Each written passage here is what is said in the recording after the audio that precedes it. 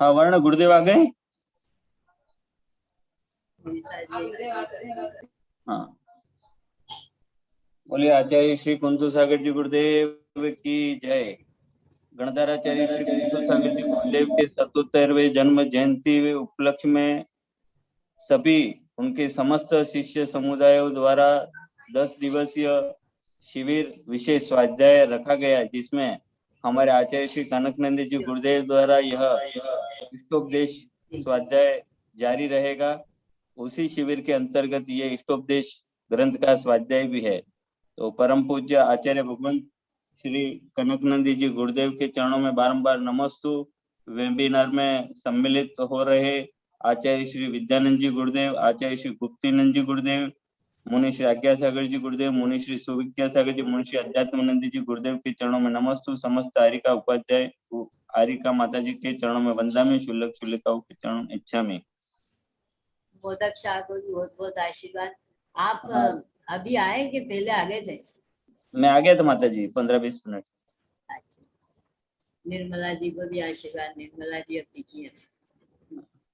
अब मैं आज की स्वाध्याय सभा को प्रारंभ करने के लिए मैं मंगलाचरण के लिए सर्वप्रथम मुनि श्री सुविज्ञ सामग्री जी गुरुदेव के चरणों में नमस्तु करते हुए उन्हें आमंत्रित करता हूँ। नमस्तु।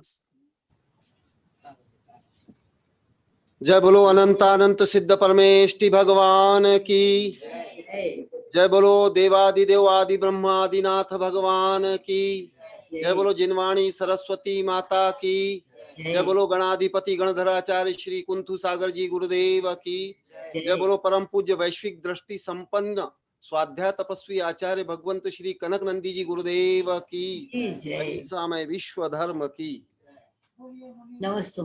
नमस्ते। प्रिय प्रतिभागी जन, जिज्ञासु जन, आप जो विषय अभी कल गुरुदेव से श्रवण कर रहे थे, स्वहित करणीय और स्वहित ही सर्वोपरि है, उसके बाद में परहित होता है। तो गुरुदेव उस स्वहित कैसे मैं करूं, ये जिनवाणी से जानना चाह रहे हैं। इस संबंध में मंगलाचरण के रूप में मैं जो कविता प्रस्तुत करने वाला हूं वो बहुत ही श्रवणीय, मननीय, चिंतनीय, अनुप्रेक्षणीय ऐसी कविता है। बहुत ध्यान से एक एक शब्द सुनने योग्य है।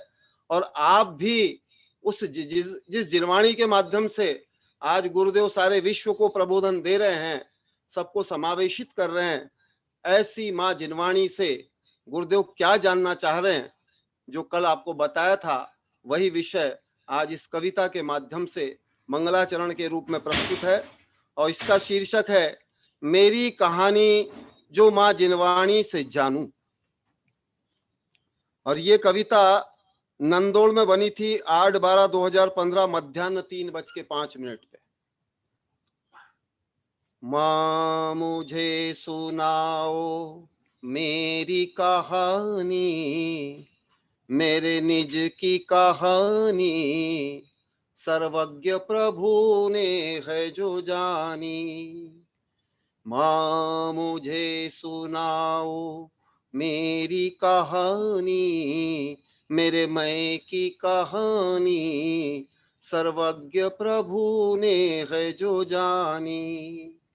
मेरी ये व्यथा अन्य कोई न जाने, तुझे छोड़कर अन्य कोई न जाने।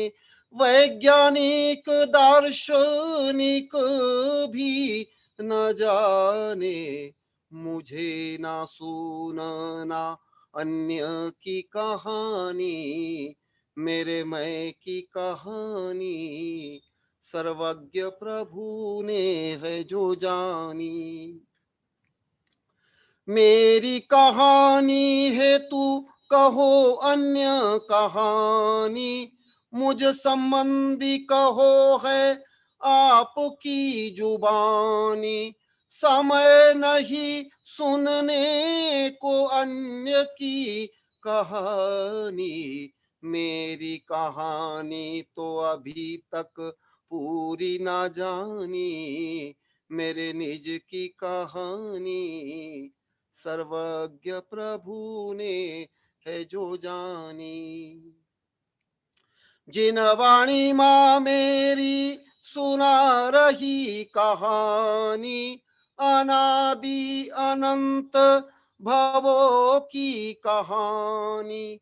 मेरा अस्तित्व है अनादिकालीन, अनंत तक रहेगी अस्तित्व कहानी। मेरे स्व की कहानी सर्वज्ञ प्रभु ने है जो जानी। चारों गतियों की ये मेरी कहानी, लाख चौरासिया योनि की कहानी। पंच परिवर्तन की दीर्घ ये कहानी, उत्थान पतन की ये मेरी कहानी। मेरे निज की कहानी सर्वज्ञ प्रभु ने है जो जानी। माँ मुझे सुनाओ मेरी कहानी, मेरे निज की कहानी सर्वज्ञ प्रभु ने है जो जानी। उस सर्पिणी के काल में भी मैं रहा हूँ, अनंत अवसर्पिणी काल में भी रहा हूँ। भोग भूमि में भी व कर्म भूमि में, अनंतानंत काल चक्र घुमानी। मेरे निज की कहानी सर्वज्ञ प्रभु ने है जो जानी। माँ मुझे सुनाओ मेरी कहानी, मेरे निज की कहानी सर्वज्ञ प्रभु ने है जो जानी। हर जीवों से मेरा हुआ संबंध, जन्य जनक भाई बंधु संबंध।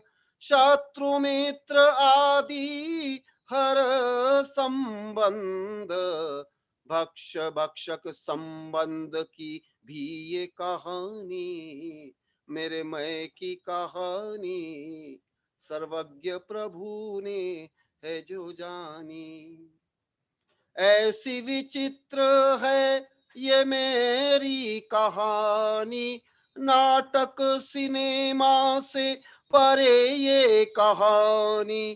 काल्पनिक तिलस्मी से भी परे कहानी, उत्थान पतन की ये मेरी कहानी। विकास विनाश की ये मेरी कहानी, मेरे मैं की कहानी सर्वज्ञ प्रभु ने है जो जानी।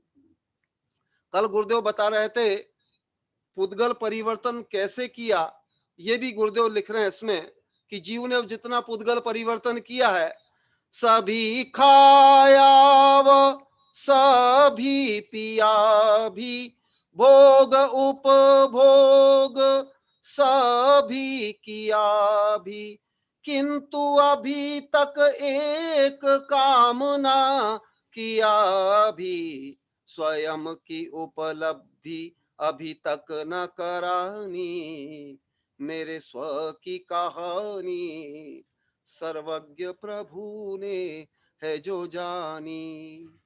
अभी जानू स्वयं को तथा ही मानू, स्वयं की प्राप्ति हेतु प्रयास करूं। मैं तो शुद्ध बुद्ध आनंद स्वरूपी, राग द्वेष मोह काम रिक्त कहानी। मेरे निज की कहानी सर्वज्ञ प्रभु ने है जो जानी। इस हेतु आचार्य भगवंत क्या कर रहे हैं, क्या पुरुषार्थ प्रयत्न कर रहे हैं, वो भी लिख रहे हैं। इसी हेतु सतत प्रयत्न रत हूँ, ध्यान अध्ययन इसी हेतु करूँ। समता शांति भी इसी हेतु धारू, कथा करे कनक स्वयं की सदा ही मेरे मैं की कहानी, सर्वज्ञ प्रभु ने है जो जानी। माँ मुझे सुनाओ मेरी कहानी, मेरे मैं की कहानी, सर्वज्ञ प्रभु ने है जो जानी, सर्वज्ञ प्रभु ने है जो जानी। दूसरी कविता, अभी की कविता तो बहुत महत्वपूर्ण है, लेकिन आगे की कविता भी और महत्वपूर्ण है। गुरुदेव की ज्ञानात्मक प्रगतिशीलता, उदारता, वैश्विकता, ये कितनी पुरोगामी है, कितनी आगे आगे फॉरवर्ड द डेट चलती है। गुरुदेव ने स्वयं का अनुभव लिखा है, मैं आगे आगे ही चला। यदि अपन भौतिक रूप में देखें तो गुरुदेव की जो उड़ान है वो रॉकेट की गति है, और दुनिया अभी बैलगाड़ी की गति भी नहीं चल पा रही है, इतनी पिछड़ी गति है। तो उसको जानने के लिए मैं आगे आगे ही चला। मैं तो चला उस पार चला, बुद्धि से परे संवेदना में, संवेदना सहित अनुभव से चला मैं आध्यात्मिक प्राप्ति में। पाप से परे मैं पुण्य में चला, शुद्ध प्राप्ति के लक्ष्य में। नैतिक पाया अनैतिक त्यागा, धर्म व सत्य प्राप्ति में। संविधान व कानून छोड़ा, आत्मानुशासन प्राप्ति में। अभिमान त्यागा, स्वाभिमान पाया, सोहम भाव की प्राप्ति में। परंपरा रूढ़ी को गौण किया, आध्यात्मिक साधना हेतु में। बाह्य प्रभावना मैं कम किया, अंतरंग प्रभावना हेतु में। तर्क पूर्वाग्रह परे मैं चला, अनेकांत अनुभव प्राप्ति में। वाद विवाद परे मैं चला, संवाद समन्वय हेतु में। प्रसिद्धि प्रतिष्ठा परे मैं चला, समता सिद्धि प्राप्ति में। भेद भाव से परे मैं चला, भेद विज्ञान की प्राप्ति में। पंथ मत से परे मैं चला, सम्यक पथ में आगे मैं। भीड़ प्रदर्शन परे मैं चला, मौलिक दर्शन प्राप्ति में। सीमा बंधन मैं तोड़ चला, स्वतंत्रता की प्राप्ति में। ओ श्रृंखलता पर शासन त्यागा, आत्म संयम की प्राप्ति में।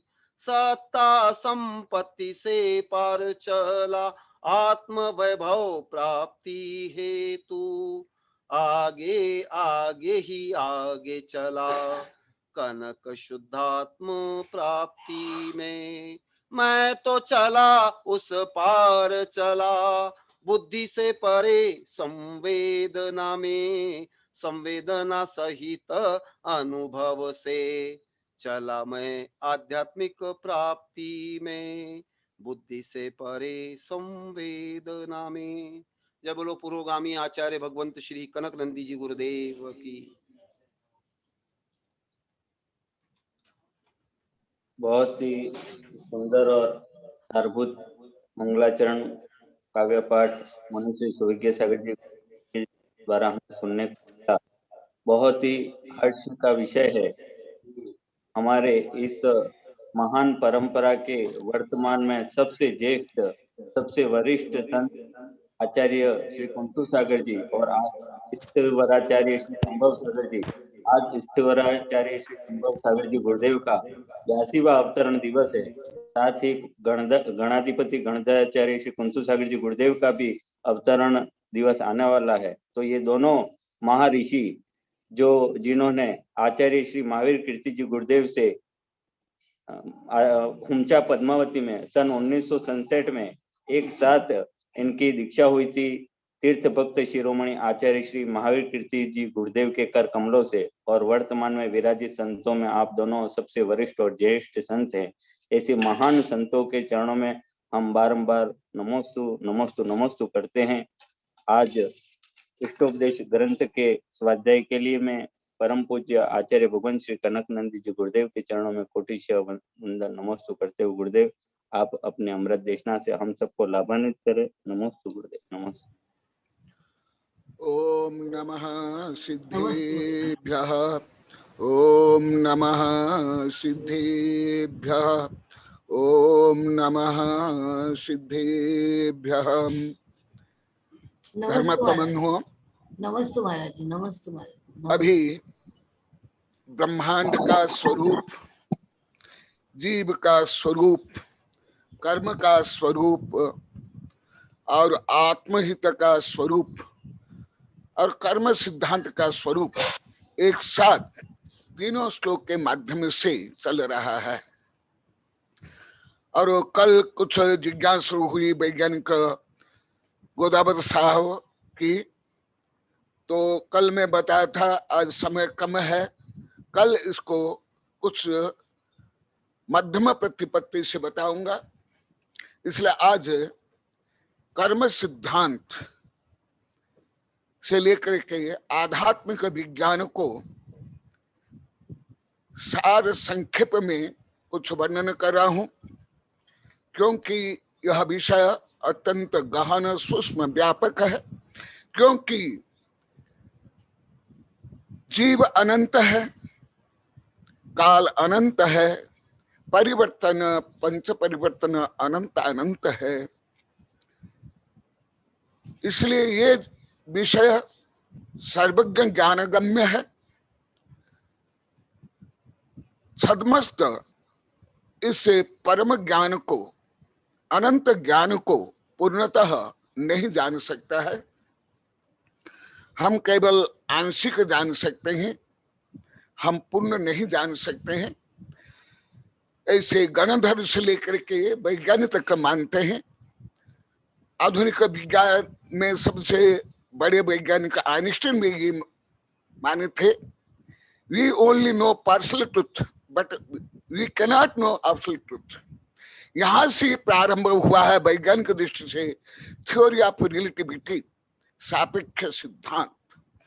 इसमें आइंस्टाइन के पहले जो वैज्ञानिक हुए थे वो इतने व्यापक सूक्ष्म और ब्रह्मांड चिंतन नहीं कर पाते थे और सापेक्ष कथन भी नहीं कर पाते थे।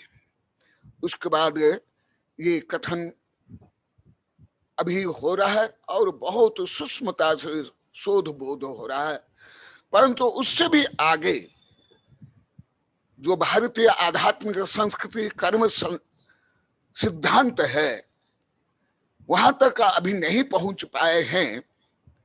डार्विन आदि वैज्ञानिक तो केवल रासायनिक प्रक्रिया से और प्राकृतिक चयन से जीवों की जो विभिन्न प्रजातियां हैं और विकास है वो माना। परंतु अभी उससे भी आगे वैज्ञानिक लोग को जीनोम सिद्धांत तक पहुंच रहे हैं, डीएनए आरएनए। उसके आगे है कर्म सिद्धांत। कल कुछ मैंने बताया, उसके आगे और कुछ इन विषयों को जैन धर्म, बौद्ध धर्म, हिंदू धर्म में क्या वर्णन है वो बताता हूं। गीता में कहा है कर्मण्येव अधिकारस्तु मा फलेषु कदाचन। और तुलसीदास ने कहा विश्व प्रधान कर्म करी राखा, जे जैसे करे ही फल ही तैसे चाखा। और ऐसे प्रचलित है as you sow so you reap, as you think so you become. ये सब सामान्यतः आप लोग को सुनते होंगे, जानते भी होंगे, परंतु इसके जो रहस्य इतना सरल नहीं है।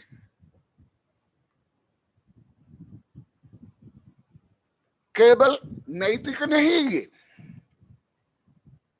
ना ये सामाजिक, ना ये केवल कानून संविधान या दंड विधान या पारिवारिक संरचना या जो अंतरराष्ट्रीय संस्था में जो नियम कानून है इतना ही है, उससे भी परे है।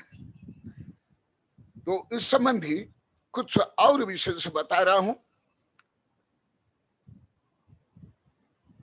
कम्म चिंतानि बससा तस्सुदयमीय उपवसो हन्ति परवसो हन्ति रुक्ख दुर्ग सबसो विगलस परवसो तस्स। ये जैन सिद्धांत। और जो मैं पहले बोला वो गीता में नारायण कृष्ण ने कहा। नारायण कृष्ण ने क्या कहा? कर्मण्येव अधिकारस्तु मा फलेषु कदाचन। कर्म में तुम्हारा अधिकार है, फल में तुम्हारा नहीं। ये ऐसे सामान्यतः अलग है, इसका अलग है। जैसे आप लोग को अनेक बार बता, नानो न देवा आदि, ऐसे नहीं है, इतना सरल नहीं है ना। वही विषय तुलसी ने कहा, विश्व प्रधान कर्म करी राखा, जो जैसे करहि फल ही तैसे चाखा। यही विषय को पहले भी विभिन्न प्रकरण में इन सब विषयों का वर्णन हुआ है। अभी संदर्भ प्राप्त और आप लोग के जिज्ञासा के अनुसार और कुछ वर्णन कर रहा हूं। अबुद्धि पूर्व अपेक्षया मिष्ट निष्ठ स्वदेवतः, ये जैन धर्म के अनुसार है। और अभी जो बता रहा हूं वो विशेष आवश्यक के अनुसार। कम्म चिंतानि सबसा तस्सुदयमीय परवसा हन्ति। जैसे गीता में कहा, कर्मण्येव अधिकारस्तु मा फलेषु कदाचन। ऐसे ही कहा, कर्म करने में जीव स्वतंत्र है, स्ववश में है। मा फलेषु कदाचन यहाँ कहा गया, रुक्ख दुरूह बसव विगलई परवश तस्। जैसे कोई वृक्ष आरोहण करता है पुरुषार्थ से, और जब वो ऊपर से स्खलित हो जाता है, गिर जाता है, तो उस समय में वो परवश हो जाता है ग्रेविटेशन फोर्स के कारण। और जैन धर्म में गुरुत्व के कारण वो विवश होकर के नीचे गिरता है,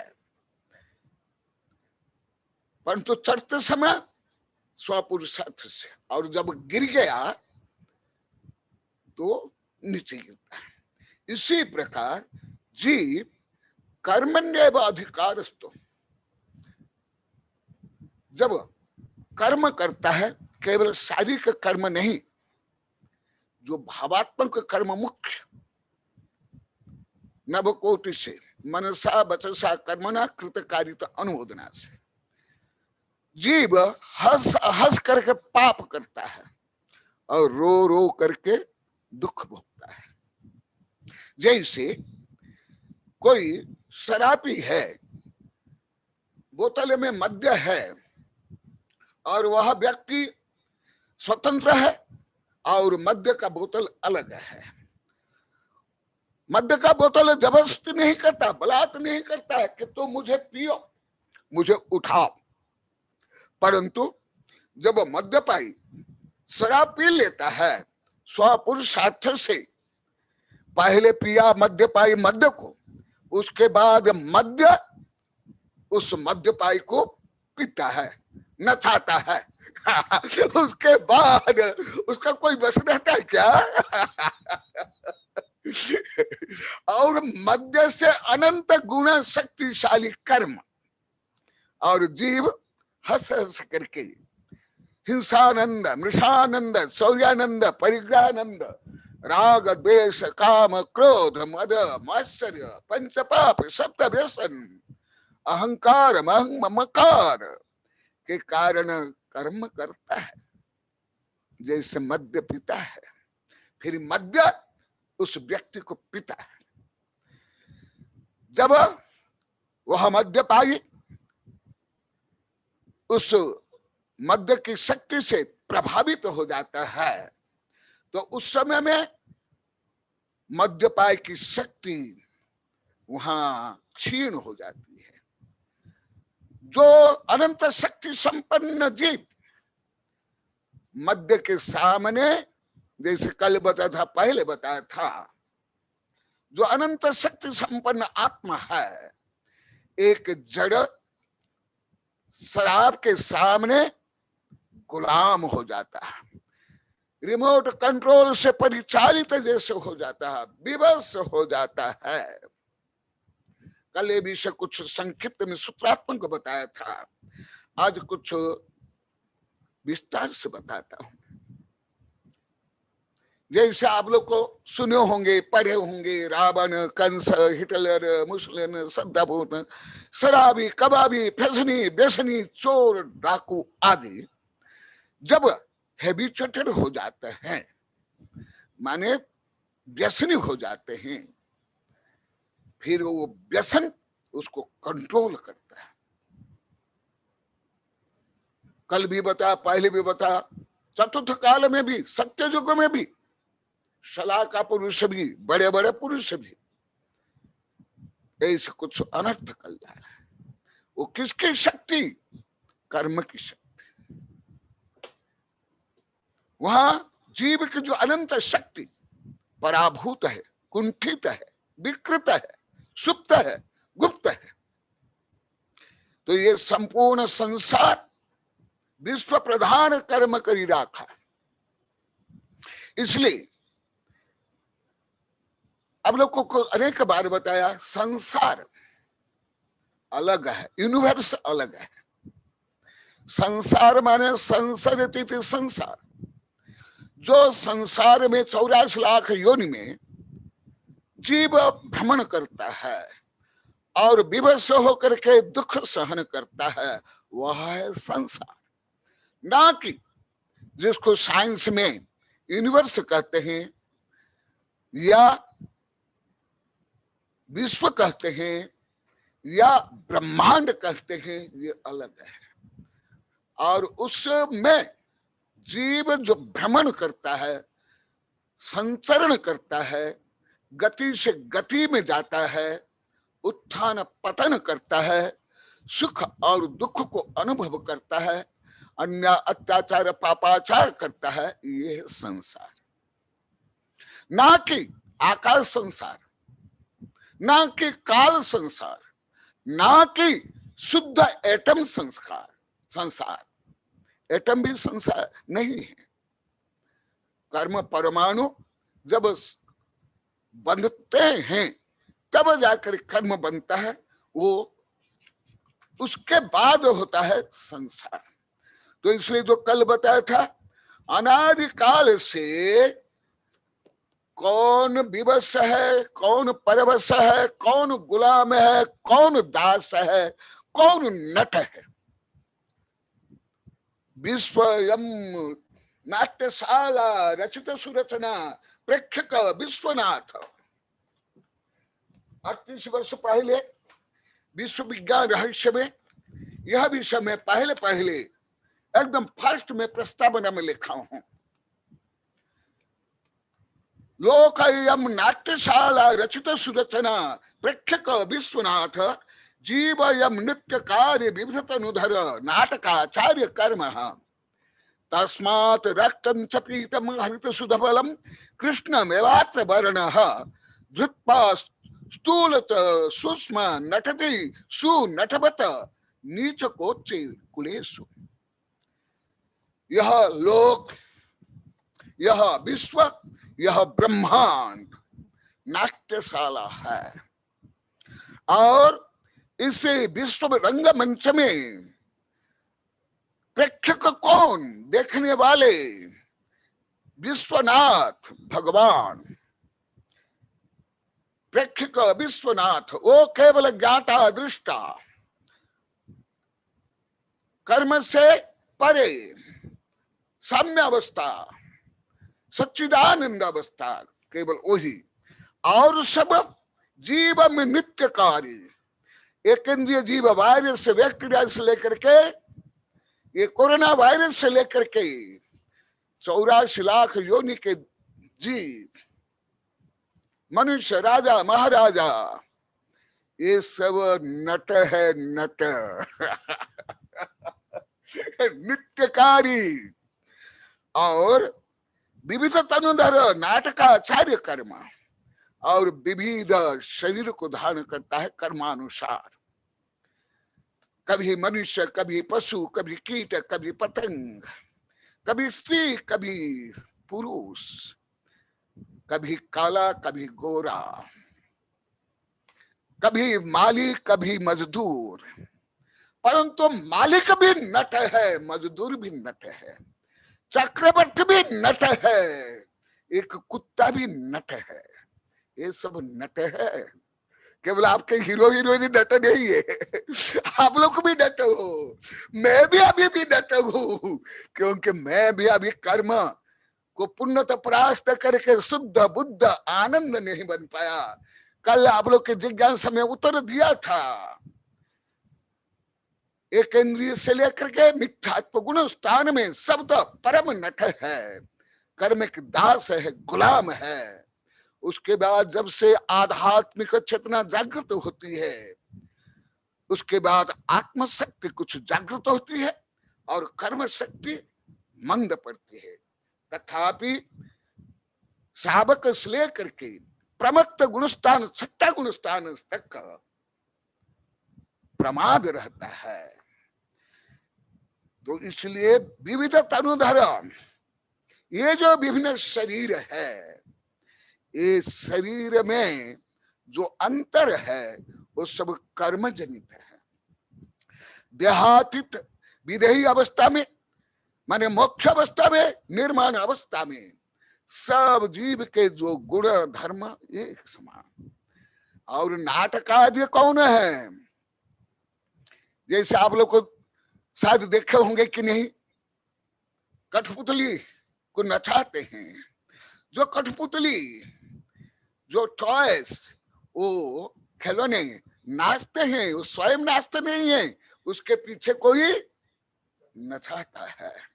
इसी प्रकार संसार में एक इंद्रिय से लेकर के चतुरिंद्रिय जीव तक, राजा महाराज चक्रवर्ती तक, कर्म पारतंत्र जीव तक, ये सब नट है। और नाटकाचार्य कौन होता है? कर्म। कर्म सबको नचाता है। अभी अलग अलग धर्म का मैं बताऊंगा श्लोक सहित।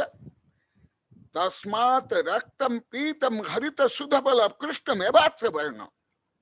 जिस प्रकार एक ही व्यक्ति विभिन्न वेश धारण करता है, विभिन्न साज सज्जा से, कभी रंग, कभी राजा, कभी पशु, कभी दानम, कभी वेश्या, कभी सती, कभी चोर, कभी संत का रूप धारण कर लेता है और नाटक दिखाते हैं।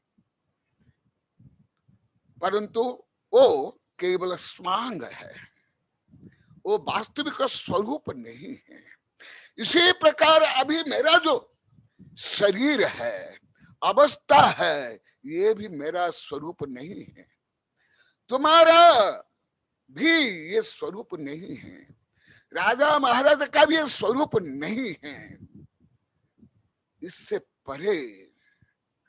इसलिए जो विभिन्न रंग रूप है, ये सब कर्म जनित है, ये पुद्गल जनित है, ये आत्म जनित नहीं।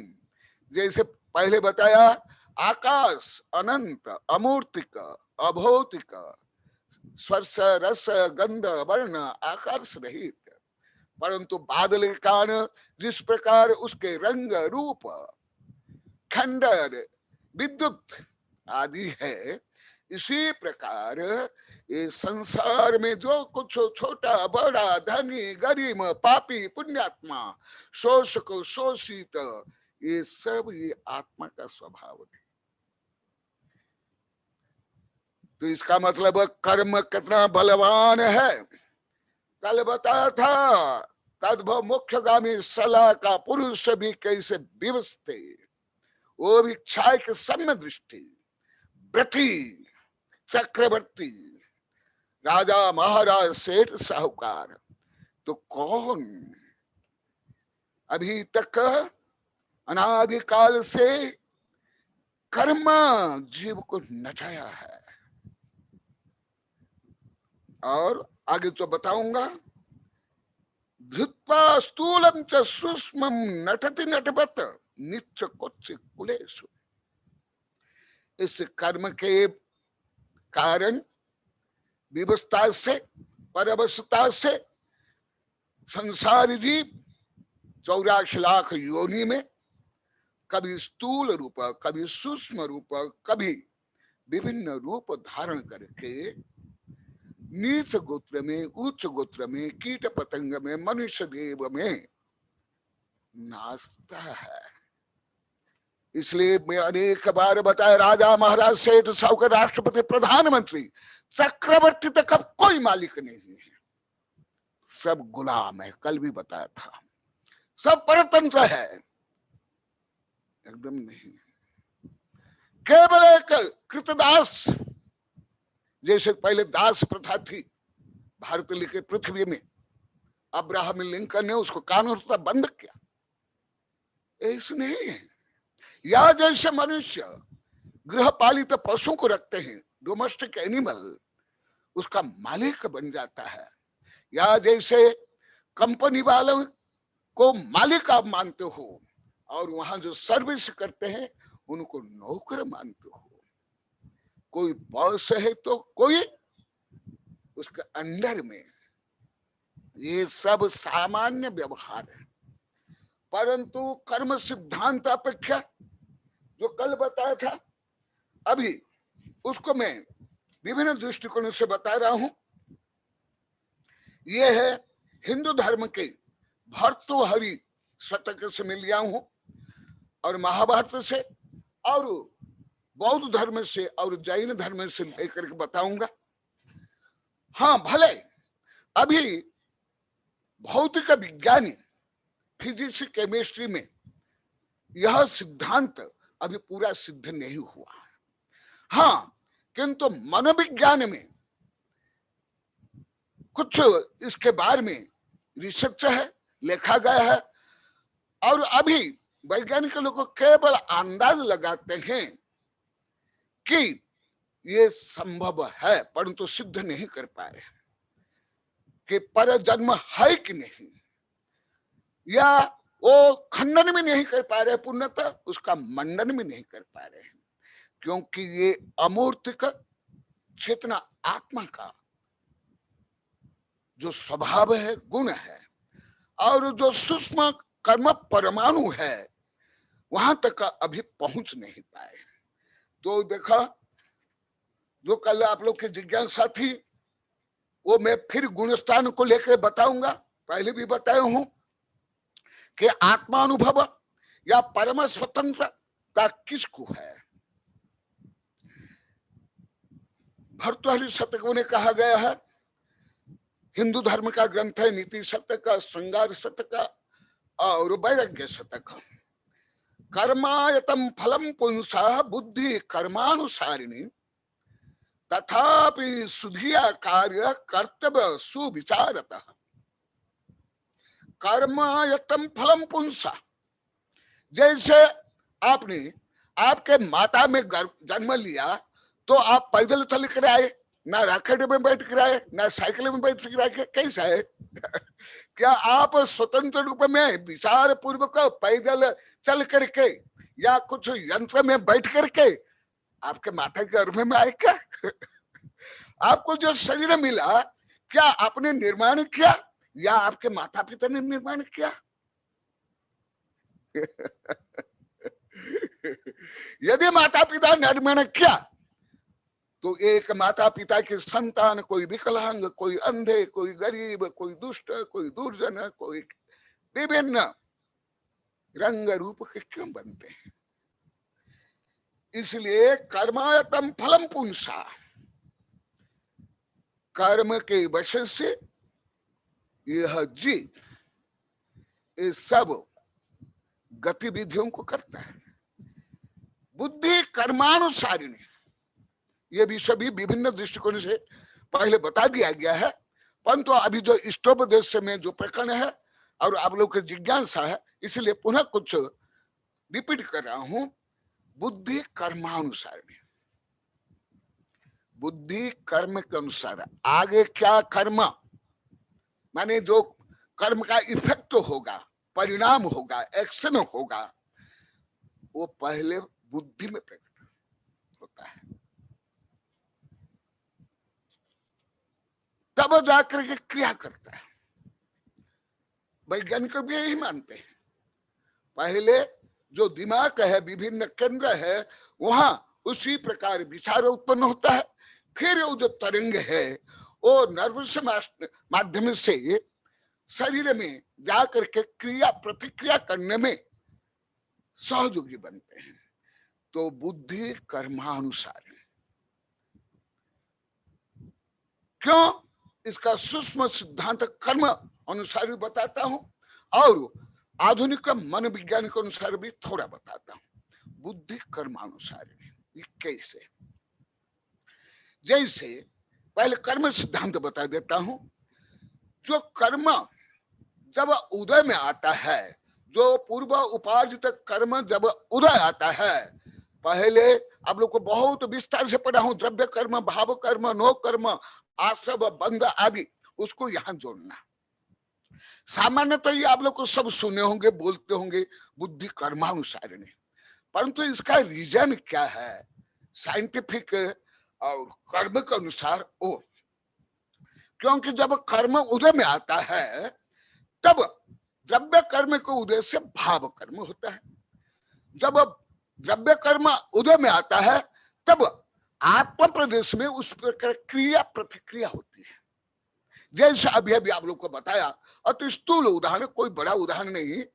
शराब बोतले में है, तो जो बोतले में शराब है, कोई जब कोई व्यक्ति पिया नहीं, पीता नहीं, तो वो बोतल का शराब मध्य उसके ऊपर कोई प्रभाव डालता है क्या? नहीं। और मध्य ये मॉलिक्यूल है, लिक्विड है, मॉलिक्यूल है, तरल द्रव्य है, स्कंद है। तो जब वो पीते हैं उस समय में क्या रहता है? जड़ रूप में। फिर पीने के बाद जीव की जो चेतना, वैभाविक चेतना शक्ति है, वो चेतना शक्ति को प्राप्त करके वो जो जड़ मद वो नशा रूप में कन्वर्ट होता है। बोतलों को नशा नहीं चढ़ता है? चढ़ता है क्या? बोतल बड़बड़ाता है, गाली देता है, मारता है, पीटता है क्रिया प्रतिक्रिया करता है, आपका विरोध करता है। कोई पी नहीं रहा था, उसको खींच करके पीने के लिए व्यवस्था करता है? नहीं। इसका मतलब वो अभी जड़ रूप में है। एनर्शिया, न्यूटन के सिद्धांत है, जहां एनर्शिया में, जड़त्व गुण में, जब वहां कोई बाह्य फोर्स नहीं दिया जाता है, वो जड़ वस्तु जहां की तहां रहती है। फिर उसको गतिशील बनाने के लिए बाह्य फोर्स चाहिए। इसी प्रकार बोतल में शराब जड़ रूप में है। पीने के बाद जीव की, जो आप लोग को बहुत विस्तार से पढ़ाया हूं द्रव्य संग्रह में 7-8 महीना पहले, वो यहां जोड़ो। तो वो जो मध्य और जीव के जो वैभाविक भाव है, राग, द्वेष, काम, क्रोध, वो मिलकर के वो मध्य क्या बन जाता है? चेतना रूप में, जो सचित्त अचित्त मिश्र, प्योर कॉन्शियस नहीं, प्योर कॉन्शियस नहीं, इम्प्योर कॉन्शियसनेस। तो उसमें मैं परिवर्तन होकर के होने के बाद फिर जो मध्यपाई है, क्रोध करता है, माँ बहन को गाली देता है, गलत काम करता है, गटर में सो जाता है, अभक्ष भक्षण कर लेता है, मारता पीटता है, आदि करता है। इसी प्रकार इससे भी अनंत शक्ति संपन्न कर्म की शक्ति है, मध्य से भी। तो इसलिए जब द्रव्य कर्म उदय आता है, उसी के अनुसार उसका भाव कर्म होता है। भाव कर्म मैंने जो आप लोग को विस्तार से पहले पढ़ा दिया हूं, माने राग द्वेष काम क्रोध आदि। इसलिए बुद्धि कर्मानुसार, इसलिए जान लेना जिनके अभी बुद्धि खराब हो रही है, दूषित हो रहे, नेगेटिव हो रही है, तो जानना चाहिए मेरा पाप कर्म का उदय। इसलिए उस समय में ज्यादा धर्म करना चाहिए, ज्यादा आत्मसंयम रखना चाहिए। जो आप लोग को प्रश्न के उत्तर में मैं बताया था, गुरुदेव ये माँ बहन जब रजस्वला होती है तब वो ये आदि आदि कर सकती कि नहीं, तो उस समय बताया था पवित्र अपवित्र व सर्ववस्था गतो पीपा यह स्मरण परमात्मन स बाह्याभ्यंतरी सूची। ये श्लोक प्राय हिंदू धर्म में जैन धर्म में एक है, केवल एक शब्द चेंज करके।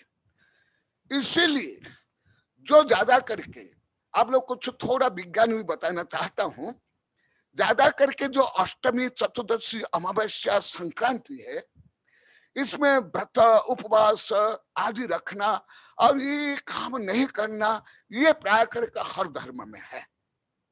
भारतीय सब धर्म में, विदेशी धर्म में। इसका कारण जानते हो? उस समय में जो ब्रह्मांड में चेंज होता है, कॉस्मिक चेंज, माने सूर्य चंद्र ग्रह नक्षत्र का प्रभाव जो पड़ता है, जैसे ज्वार भाटा का कारण क्या है? पृथ्वी और चंद्र जब एक सिद्धि में आने पर वो ग्रेविटेशन फोर्स ज्यादा हो जाता है, नजदीक आने के कारण फिर उसके बाद ज्वार भाटा आती है। ये सब पर्व में, इसलिए पर्व के समय में ज्यादा पुण्य करने के लिए, धर्म करने के लिए कहा गया। इसका मतलब जो अभी कर्म सिद्धांत से बता रहा हूं, आगे देखा, इसको जोड़ रहा हूं। तथापि सुधिया कार्य कर्तव्य सुविवेकी। तो फिर यदि कर्म ही हर समय में जीव को दास बना के रखेगा तो कभी तो आत्म विकास होगा नहीं, कोई तो मोक्ष प्राप्त नहीं कर सकता। फिर कैसे होगा? ऐसे होगा जब ऐसे सतत धर्म करना चाहिए। सुखितस्य दुखितस्य संसार धर्म एव तव कार्य, दुखितस्य तद अपघाता सुखितस्य तत् अपवृद्धि। सुखी हो या दुखी, हर समय में धर्म करना चाहिए। जो आप लोग को बताया, दान पूजा स्वाध्याय आदि आदि जो बहुत विस्तार से बताया, अभी 5-6 दिन बताया। आदि करने से क्या होता है?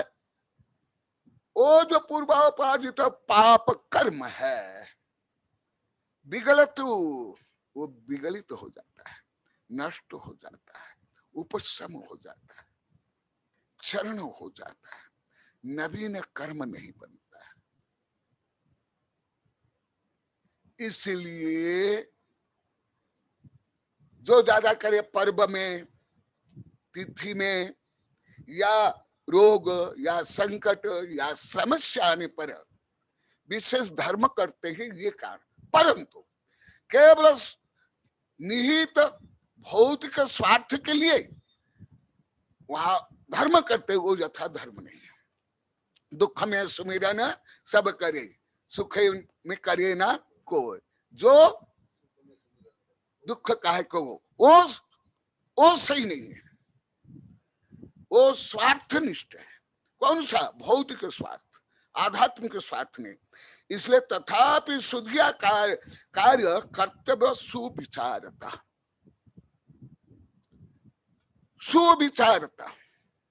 क्योंकि आप लोग को पहले पढ़ा गया, अभी भी पढ़ा रहा हूं। भाव कर्म, पुण्य कर्म, सुविचार। जो पहले उत्तम विचार आते हैं वो मुख्य तो पुण्य कर्म, और वो मुख्य तो जो पुण्य कर्म के कारण फिर द्रव्य कर्म बंधता है। तो इसलिए अभी जो मूल श्लोक जो मैं पढ़ा रहा था, वो मूल श्लोक में जाता हूं। कर्म कर्म हिता बंदी जीव जीव हित स्पृहा स्व स्व प्रभाव भूयस्ते स्वार्थ को मानवांछन्ते। स्वार्थ का आध्यात्मिक अर्थ है स्व अर्थ स्वार्थ, माने आध्यात्मिक जो प्रयोजन, आध्यात्मिक प्रयोजन के लिए जो भाव व्यवहार कथन आदि है वो स्वार्थ है। परंतु संसार जीव जो सत्ता संपत्ति आदि के लिए करते हैं वो वस्तुतः वो स्वार्थ के विपरीत है, माने आत्मा के विपरीत है। तो ये मूल जो श्लोक जो कल से जो चल रहा है उसमें मैं जा रहा हूं 31 नंबर, क्योंकि प्रश्न भी वैज्ञानिक गोदाव साहब के इस सम्मति प्रश्न था। कथपि बलियो जीव कथपि कमाई होन्ते बलियाई जीवस्य यह कम्मस पुब्ब विरोधाय बहराय। कल भी मैं तो कई महापुरुष का उदाहरण दिया था, पंच पांडव, राम आदि के उदाहरण दिया था। उनको भी कितनी समस्याएं आई, कितना कष्ट हुआ, वनवास हुआ, सीताहरण हुआ, उन्हें जुआ खेला, युद्ध हुआ आदि आदि। अर्थात जीव, कल एक शब्द में 2-3 बार प्रयोग किया था, क्षपक श्रेणी, वो गहन है, वो बाद में आप लोग को ज्ञात होगा। माने जब क्षपक माने जब जीव साधु बन करके, ख्याल के सम्य दृष्टि बन करके, साधु अवस्था माने प्रमत्त अवस्था है, छठा गुण स्थान, क्योंकि इस समय आहार होता है, विहार होता है, निहार होता है, केस लोंच होता है, प्रवचन होता है। इसलिए इससे परे जब वो आत्मा में लीन हो जाते हैं, स्थिर हो जाते हैं, आत्मलीन हो जाते हैं, तब कर्म विवश हो जाता है, कर्म नष्ट होते जाते हैं, कर्म क्षीण हो जाते हैं, कर्म दुर्बल हो जाता है और आगे जाए कर्म पूरा नष्ट हो जाता है और वो अरिहंत सिद्ध बनते हैं। ये श्रेणी आरोहण में 8वां गुण स्थान से, ये लिख लो वैज्ञानिक गोदावत, आपकी जिज्ञासा है, लिख लो। और आप लोग को पढ़ाया भी विभिन्न प्रकरण में, परंतु अभी प्रकरण अनुसार जो आपने प्रश्न किया वो उत्तर भी मैं दे रहा हूं। तो उसके पहले पहले स्वयं तीर्थंकर को भी कितना कष्ट हुआ, पार्श्वनाथ, महावीर, आदिनाथ आदि आदि, कैसे हुआ, कैसे हुआ, और पार्श्वनाथ को ऊपर इतना उपसर्ग हुआ, परंतु जब केवल ज्ञान हुआ, क्या उपसर्ग कमठ ने कर पाया? कर ही नहीं सकता। इसका मतलब क्या हुआ? सूक्ष्म कर्म सिद्धांत के अनुसार अभी पार्श्वनाथ भगवान जब श्रेणी आरोहण नहीं किए थे, सद्मस्त अवस्था में थे, ध्यान अवस्था में थे, छठा और सप्तम गुण स्थान में ऊपर नीचे होते थे। ये सूक्ष्म कर्म सिद्धांत है, परंतु जिज्ञासा के कारण मुझे कुछ संक्षेप में उत्तर देना पड़ता है। उस समय तक प्रमत्त अवस्था में थे, परिणत दशा में थे, अर्थात कर्म उस समय में बलवान था। और जब वो ध्यान लीन हो गए, कर्म को नष्ट करते हुए वो आध्यात्म को सोपान चढ़े और घाती कर्म नष्ट हो गए, तब जो भगवान में अनंत ज्ञान, अनंत दर्शन, अनंत सुख, अनंत वीर्य प्रकट हुए, वो उसके बाद आत्मा की शक्ति अनंत गुणित तो हो गई और कर्म की शक्ति जो पहले अनंत थी वो अनंत शक्ति नहीं रही, वो क्षीण हो करके अति कम हो गई। इसलिए यहां कहा रहे हैं, कल भी बता रहे हैं, क्योंकि यही विषय सबकी जिज्ञासा भी, सब इससे पीड़ित है, सब संत्रस्त है कि हम दुखी क्यों, हम रोगी क्यों, हम गरीब क्यों, हम मूर्ख क्यों, हमें याद क्यों नहीं होता है, हम पुरुषार्थ करते व्यापार से लेकर के कोई कार्य में हम असफल क्यों होते हैं। आदि आदि आदि, वो सब का जो सूक्ष्मतम वैश्विक कारण, ब्रह्मांड कारण, सार्वभौम का कारण आप लोग को बता रहा हूं। यहां तक अभी पूरी पृथ्वी के कोई मनोविज्ञान से लेकर के कोई फिजिक्स, केमिस्ट्री, बायोलॉजी, कॉस्मोलॉजी, कोई विज्ञान वैज्ञानिक, न्यूटन हो, आइंस्टाइन हो, हॉकिंग हो, कोई यहां तक अभी तक पहुंचे ही नहीं। ये भी आप लोग को बता देता, यहां तक पहुंच नहीं। ये तो सर्वज्ञ भगवान द्वारा, जो अनंत केवल ज्ञान द्वारा जो देखा गया परम सत्य है, उस सत्य को मैं आप लोग को बता रहा हूं। इसलिए कथपि बलियो जीव, कथपि कमाई हो ही बलि आई।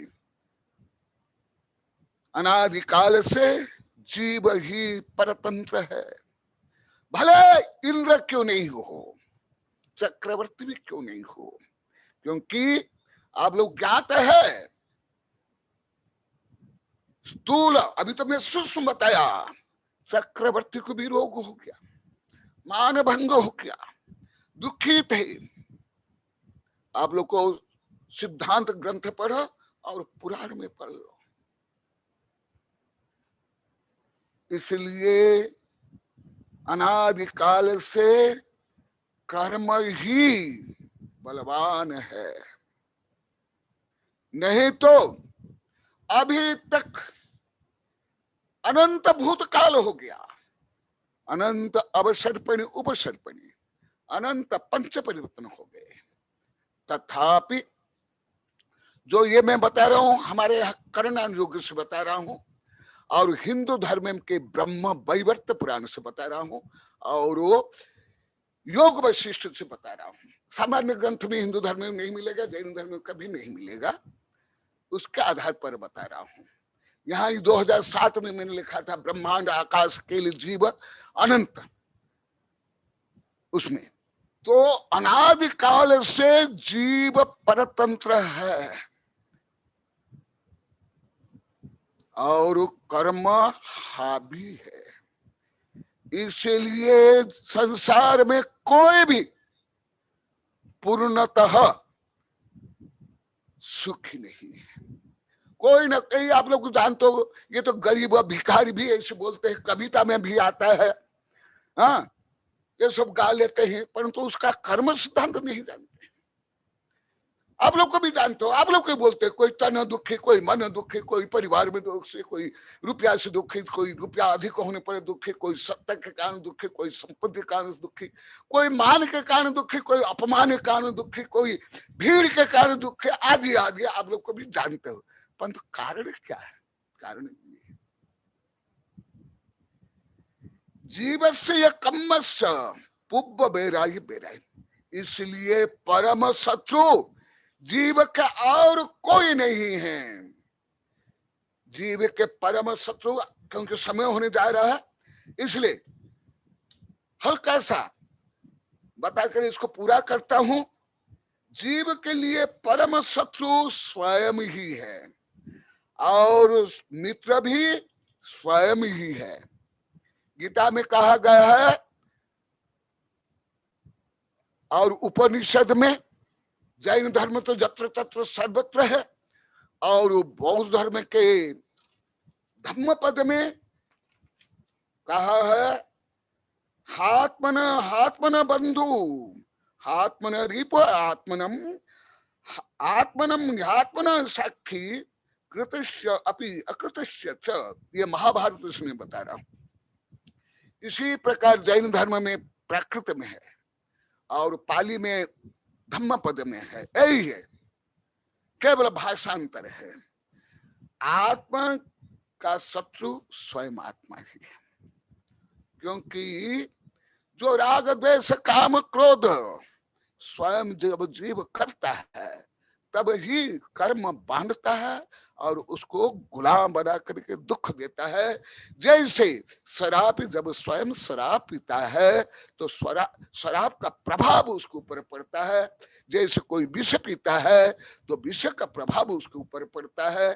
इसी प्रकार मूल दोषी स्वयं जीव है।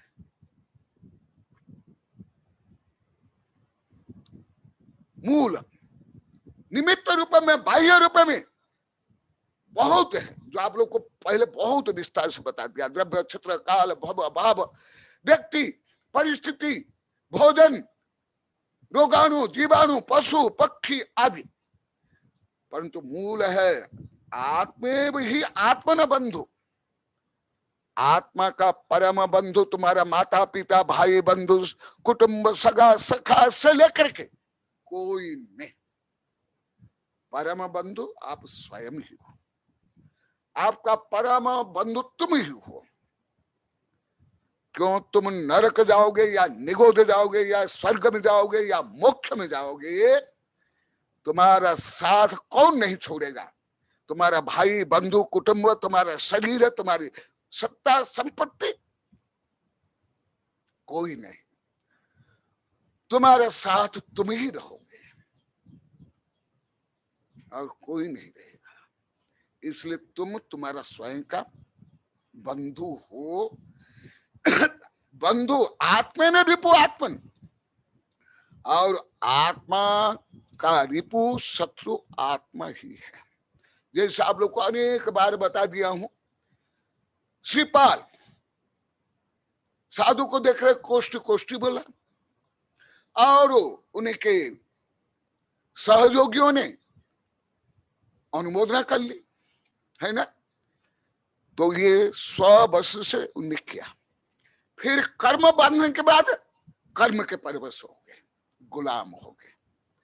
तो जो श्रीपाल को कुष्ठ रोग हुआ और अन्य भी ऐसे हुए, उसमें वो साधु कैसे दोषी है बता। साधु दोषी है क्या? नहीं ना। अच्छा, वो क्षेत्र दोषी है क्या? जिस फेस पॉइंट में वो साधु बैठे थे वो क्षेत्र दोषी है क्या? वो काल दोषी है क्या? नहीं। तो दोषी कौन? जिनने ऐसे खोटा भाव किया और खोटा बोला। इसी प्रकार आप लोग को अनेक बार बताया, जिसने दान दिया, पुण्य किया, साधु की सेवा की, मन से, वचन से, अनुमोदना से, उनका भी कैसे उत्थान हुआ। तो वहां पर श्रीपाल स्वयं का शत्रु, परम शत्रु स्वयं का। इसी प्रकार सैनिक साधु को देख करके साधु के साथ जो दुर्व्यवहार किया और वो कर्म उसको छोड़ा क्या, अभी भी श्रेणी का भले। उसके बाद महावीर भगवान के पास गया, प्रायश्चित लिया, क्षय के समदृष्टि बन गया, तीर्थंकर प्रकृति भी बांध लिया। परंतु जो अभी चल रहा है वो विवश हो गया, कर्म के वश में हो गया, कर्म का गुलाम बन गया। भले वो अभी चतुर्थ गुण स्थान में, वो भी क्षय की समदृष्टि। गोदावरी साहब, गोदावरी साहब, आपके जिज्ञासा का उत्तर में दे रहा हूं, कर्म सिद्धांत से लेकर के वास्तविक उदाहरण रूप में। नमस्ते भगवान। कहा वो स्ववश में है। हाँ, श्रद्धा प्रज्ञा से वो जानता है, भले मैं अभी नरक में हूं परंतु मेरा आत्मा सच्चिदानंद है। मैं एक दिन कर्म को नष्ट करके भगवान बन सकता हूं। परंतु अभी वो जो बाह्य वातावरण जनित दुख को भी वो क्या अवॉइड कर सकता है? क्या नहीं कर सकता। शारीरिक दुख को भी, रोग जैसे दुखों को भी, भूख प्यास के दुखों को भी। तो अभी वो भी क्षय के समय दृष्टि में उत्कृष्ट समय उदाहरण देता हूं। आप लोग को 1000 बार बोल दिया, मैं छोटा मोटा उदाहरण नहीं देता हूं, मैं एकदम डायरेक्ट कौन सा गुणस्थान? चतुर्थ गुणस्थान, क्योंकि क्षय के समय दृष्टि। और अभी जाकर तीर्थंकर बनेंगे, है ना, है ना। तो इसका मतलब क्या हुआ?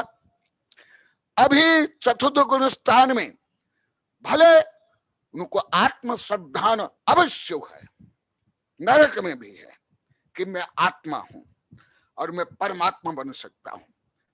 हाँ, जैसे आप लोग कई बार बताया, जो अप्पा सो परम अप्पा, जो आत्मा वही परमात्मा। जैसे उपनिषद में कहा, तत्त्वमेष श्वेत केतु अहम परम ब्रह्मस्मि। ये परम ब्रह्मस्मि मनुष्य से लेकर पशु पक्षी को भी जिनको ज्ञान हो जाता है क्या वो तत्काल वो परम ब्रह्म बन जाते हैं? नहीं बन पाते, क्योंकि अभी कर्म बहुत बाकी है। इसलिए बंधु आत्मा में रिपु आत्मन समय हो गया, आत्मा में ही आत्मन साक्षी और ज्ञाता दृष्टा बोला जाता है। जैन धर्म में ये शब्द बहुत ज्यादा आता है, ज्ञाता दृष्टा, और हिंदू धर्म में साक्षी ये शब्द आता है। तो साक्षी माने दूसरों का कर्ता भोक्ता नहीं बनना, आत्मा में लीन होना, आत्म साक्षी में रहना, आत्मा को महत्व देना, दूसरे से प्रभावित नहीं होना, ये है। हाथ में नहीं आत्मन साक्षी कृतस्य अकृतस्य च, कृता जो किया हुआ और बिना किया हुआ। जब जीव साक्षीभूत हो जाएगा, माने साम्य भाव में आ जाएगा, तटस्थ हो जाएगा, माने राग द्वेष काम क्रोध मद मोह मात्सर्य से परे होकर के आत्म स्वभाव में लीन होगा, तब कर्म गुलाम बन जाएगा, नष्ट हो जाएगा। उसके पहले कर्म जीव को ही गुलाम बना कर रखता है। यहां तक कि, क्योंकि आपकी जिज्ञासा हुई, पहले कई बार बताया कि कर्म केवल सम्य दृष्टि नहीं, केवल व्रति नहीं, केवल चतुर्थ पंचम काल के साधु नहीं, केवल राजा महाराज चक्रवर्ती नहीं, तद्भव मोक्षगामी चतुर्थकालीन साधु को भी पछाड़ देता है। मैं कल बताऊंगा श्लोक गाथा सहित, क्योंकि अभी समय हो गया, कल गाथा श्लोक सहित बताऊंगा, कल के मैं रख लेता हूं, अभी पूरा नहीं बताऊंगा। कैसे होता है, क्यों होता है वो, जबकि तत्व में मोक्ष चलने जाने वाले हैं, तथापि उनको भी पछाड़ देता है कर्म।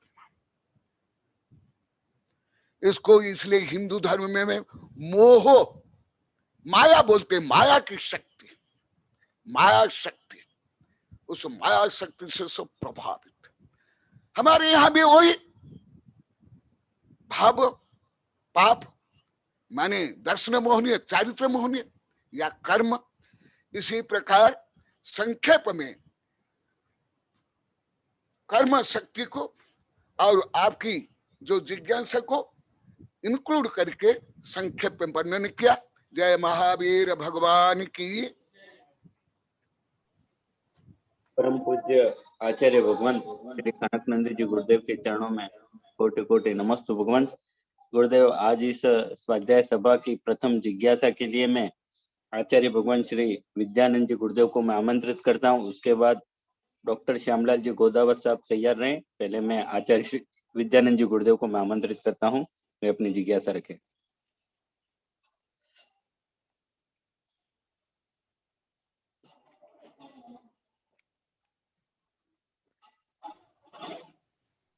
स्वामी जी अनम्यूट करिए।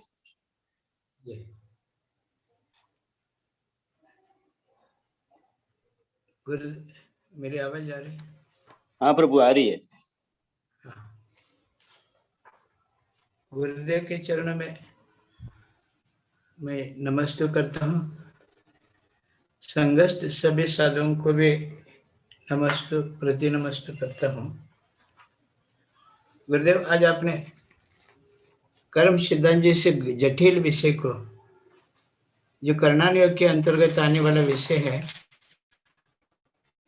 कर्म करने जैसे विषय को अत्यंत सुगम करके प्रथमान योग अनुयोगों के रूप में सर्वसाधारण लोगों को भी समझ में आ जाए, इस प्रकार आपने ये किया।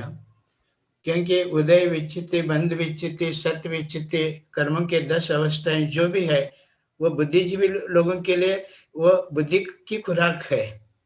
लेकिन इन कर्म सिद्धांतों से हम डरे नहीं, कर्म सिद्धांतों को समझे, इस भावना से जो है ये विषय अत्यंत मार्मिक और भावपूर्वक अगर अपन इस विषय को समझ जाए तो हम कर्म से भीरू हो सकते हैं।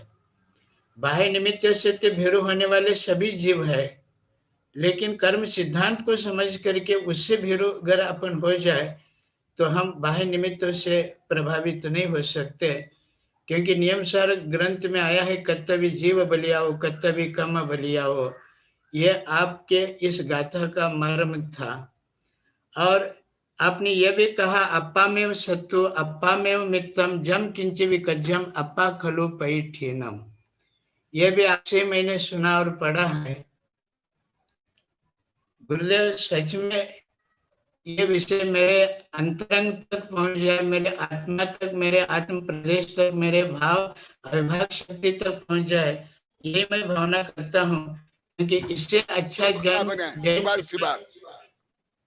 क्योंकि इस श्लोक के द्वारा आपने यह बताया कि हर जीव का संसार अलग है, हर जीव का मोक्ष अलग है, इसलिए लोक एक हो सकता है लेकिन संसार एक नहीं है। जितने जीव है उतने संसार है और जितने जीव है उतने मोक्ष है, क्योंकि सभी जीव एक ही लोक में रहते हैं लेकिन सबका संसार अलग। बहुत अच्छा। अरे कट गया।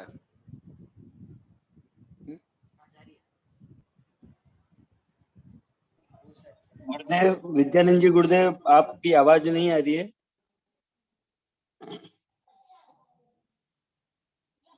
अभी बीच में कट गई, पूरा आपका सुनाई दे रहा था, अभी लास्ट में गुरुदेव आपका सुनाई नहीं दे रहा है।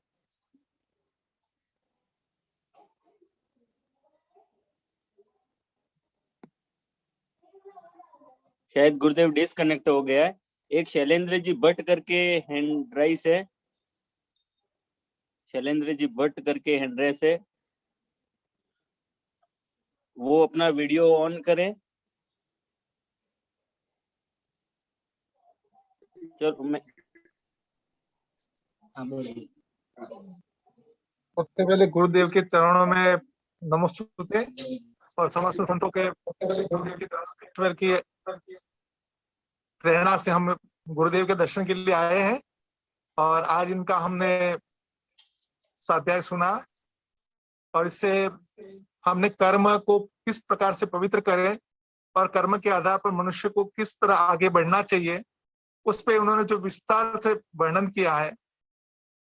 और हम आए तो इनको चातुर्मास के चातुर्मास हमारे वृद्धाश्रम में करें, ये निवेदन करने के लिए आए थे, विनती करने के लिए आए थे।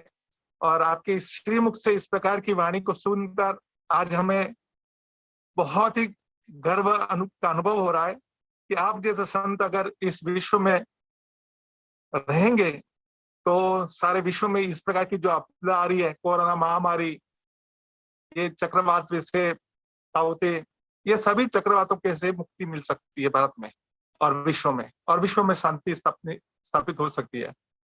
कर्म जो है वो बुद्धि के आधार पे होता है। तो बुद्धि के विकास के लिए महाराज जी से हम पूछना चाहेंगे कि बुद्धि के विकास के लिए मनुष्य को क्या करना चाहिए कि जिससे बुद्धि विकृत नहीं हो। ये हम गुरुदेव के चरणों में वंदन करके प्रश्न कर रहे हैं, जिनका हमें उत्तर प्राप्त होगा। बहुत अच्छा। गुरुदेव, ये आपका अपना परिचय दे दो, आप टीचर हो, कहाँ से आए? हाँ गुरुदेव नमस्ते गुरुदेव। हाँ, क्या कर रहे हो, आश्रम किसका, क्या कर रहे हो? हाँ मैं शैलेंद्र भगवान की प्रेरणा से हमने वृद्धाश्रम और गौशाला का निर्माण किया है। और हम इस कोरोना काल के कारण से इसको शुरुआत नहीं कर पाए, लेकिन हम चाहते हैं, हम बिलुड़ा से हैं, मैं शैलेंद्र कुमार भट्ट और मेरे साथ में मेरी पत्नी सारिका भट्ट। हाँ बोल दो, तुम भी बोल दो। सारिका भट्ट।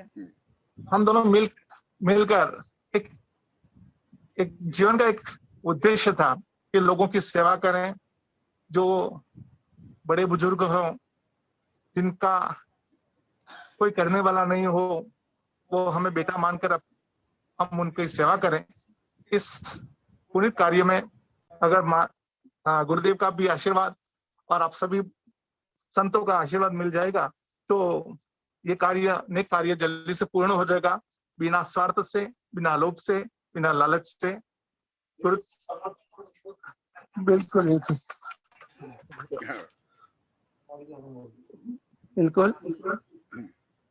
धन्यवाद गुरुदेव।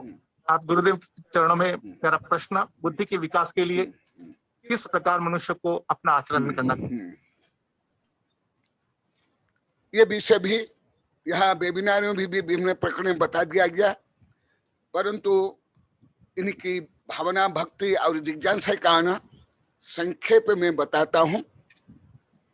अभी कुछ बताया था बुद्धि कर्मानुसार में, परंतु वो जो कर्मानुसार बुद्धि है उसको सत्पुरुषार्थ से परिवर्तित करना है।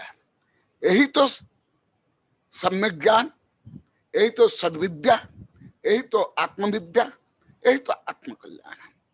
क्योंकि जो बुद्धि है या कॉन्शियसनेस है, जो चेतना है, वो आत्मा का गुण है। और राग द्वेष मोह काम क्रोध के कारण वो बुद्धि में विकृति आ गई है, जिसको हिंदू धर्म में अविद्या कहते हैं, जैन धर्म में कुज्ञान कहते हैं। और अविद्या का मूल कारण है राग द्वेष मोह काम क्रोध आदि। और दूसरा है कि अभी भी कुछ बताया हूं, बुद्धि विकास के साथ साथ बुद्धि को सतबुद्धि करना चाहिए। क्योंकि रावण, कंस, हिटलर, मुस्लिम आदि के पास भी बुद्धि थी। विद्या विवाद धनम मदायम शक्ति परेशान परपीड़नाय खलस्य साधु विपरीत में तत् ज्ञानाय दानाय च रक्षणाय। क्योंकि कंस चेतना ये जीव का स्वभाव है, इसलिए पेड़ से लेकर के मनुष्य देव तक में ये प्रज्ञा या बुद्धि या चेतना विद्या है। परंतु ये जैसा अभी बताया था, शराब पीने से बुद्धि दुर्बुद्धि हो जाती है। इसी प्रकार पूर्व कर्म संस्कार के कारण वर्तमान के भी कुछ वातावरण, भोजन, संस्कार आदि, फैशन, वैसन आदि कारण, कुव्यसनी कारण वो बुद्धि में परिवर्तन हो जाता है। जब परिवर्तन होता है, अशुद्ध होता है, इसका मतलब वो शुद्ध भी हो सकता है, शुद्ध भी। क्योंकि जैसे पानी है, अभी वर्षा में जो पानी है ये 93% से भी ज्यादा गंदा पानी से, कितने 93% से भी ज्यादा। क्योंकि जो समुद्र है, गटर है आदि आदि, उससे तो बाष्पीकरण होगा ना। तो बाष्पीकरण से क्या होता है, जो मल तत्व तो नीचे रह जाता है और शुद्ध जो वाटर है वो ऊपर जाता है। इसी प्रकार अच्छी भावना से अच्छा खान, गीता में भी कहा है, अभी समय नहीं है, माने सम्यक आहार विहार विचार से वो बुद्धि को परिवर्तन कर सकते हैं। ये जो ईट सो ही थी, इसलिए पहले अभक्ष्य भक्षण सब त्याग करना चाहिए। अंडा, मछली, मांस, शराब, बीड़ी, सिगरेट, तमाकू, अन्य से उपार्जित भोजन, अभक्ष्य भक्षण, अमार्जित भक्षण। क्योंकि ए जो ईट सो ही थी, क्योंकि जब भोजन करते हैं वो रस रुधिर से लेकर के ऊर्जा मेधा तक का वो भोजन कन्वर्ट होता है। अब ये जैसे बताया, शराब पीने पर क्या होता है, कोई प्यासा है, पानी पीने पर प्यास बुझती है, परंतु नमक पानी पीने पर प्यास बुझेगी पड़ेगी। बिना पानी 10, 11, 12, 15 दिन व्यक्ति जिंदा रह सकता है। कई पशु तो 5-6 महीना रह सकते हैं, भालू आदि।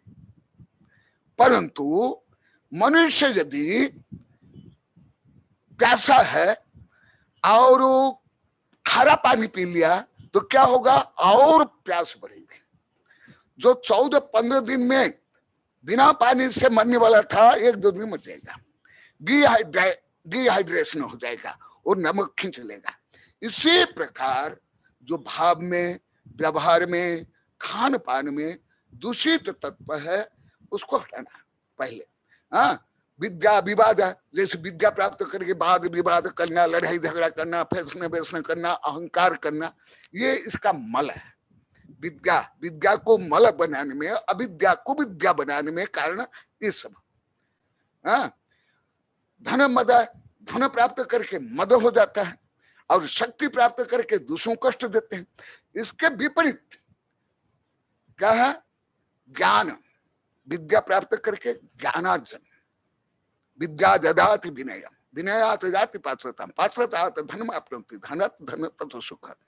इसलिए पहले जो भोजन के साथ साथ वातावरण और जो भाव को परिवर्तन करना पड़ेगा, तो जो कुबुद्धि है सुबुद्धि होगी। तो विद्या ज्ञान के लिए और धन दान के लिए, जैसे आप बता रहे हो कि गौशाला है, आश्रम है, वृद्धाश्रम और साधु संत की चातुर्मास की व्यवस्था की भावना है, इसे क्या है? सद्बुद्धि। ये दुर्बुद्धि भी संभव नहीं। दुर्बुद्धि में तो यही होगा, विनाश होगा, शोषण होगा, फैशन व्यसन। इसका मतलब आपकी दुर्बुद्धि नहीं है, ये स्वयं आपका व्यवहार बताता है। वक्तुम वक्ते ही मानस, जो वचन है अंतरंग को प्रकट करता है। कोई दुष्ट, दुर्जन, पापी, क्रूर, स्वार्थी ऐसे भाव कर सकता है क्या? व्यवहार कर सकता है क्या? नहीं।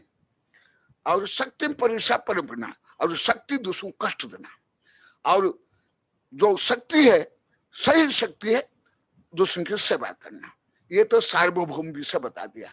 और कुछ बता देता हूँ वैज्ञानिक अनुसार और आयुर्वेद के अनुसार। संक्षेप में समय तो होने जा रहा है, परंतु अधिकांश की भी यही जिज्ञासा भी रहती है विद्यार्थी से बड़े। यहाँ भी मुझे कई हजार बार पूछ लिए, गुरुदेव हमको याद नहीं रहता है। लोग जो बैठे इन लोग हमको याद नहीं रहता है, आगे पाठ पीछे सपाट हो जाता है। ऐसे मैं बोलता हूँ, बड़े बड़े ग्रंथ लिखा हूँ, देखो सर्वोदय मनोविज्ञान आदि, परंतु उसको बता देता हूँ। बुद्धि नाश के लिए अभक्ष्य है, और है भक्ष्य में भी जो खाते हैं वो भी कुछ बुद्धि को नष्ट करते, कम करते हैं। जैसे सद्य बुद्धि करा बच, सद्य बुद्धि हरा तुंडी। जो तुंडी है जिसको आप लोग क्या बोलते हो? नहीं, किंडूरी है क्या? किंडोरी। वो बुद्धि को क्षीण करती है। और बुद्धि को बढ़ाते क्या? गाय का घी, गाय का दूध, बादाम, अखरोट, फल, सब्जियां, ये बुद्धि को बढ़ाते हैं। और मन को एकाग्र करना चाहिए। मन जब तक एकाग्र नहीं होगा, स्मरण शक्ति नहीं बढ़ेगी, बुद्धि नहीं बढ़ेगी।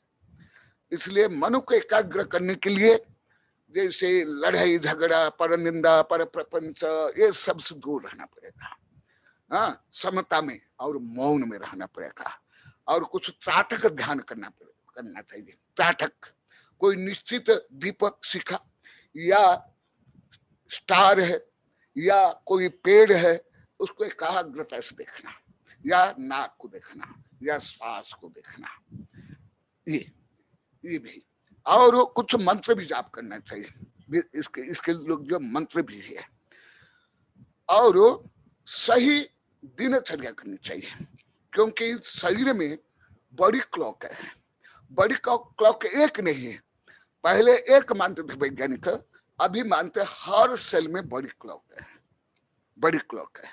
इसलिए आयुर्वेद इसलिए कि धर्म में अभी भी यहाँ भी मैं कई बार विषय बता दिया हूँ, गाथा श्लोक सहित, आयुर्वेद से लेकर गीता से लेकर के उपनिषद से, परंतु संक्षेप में बता देता हूँ।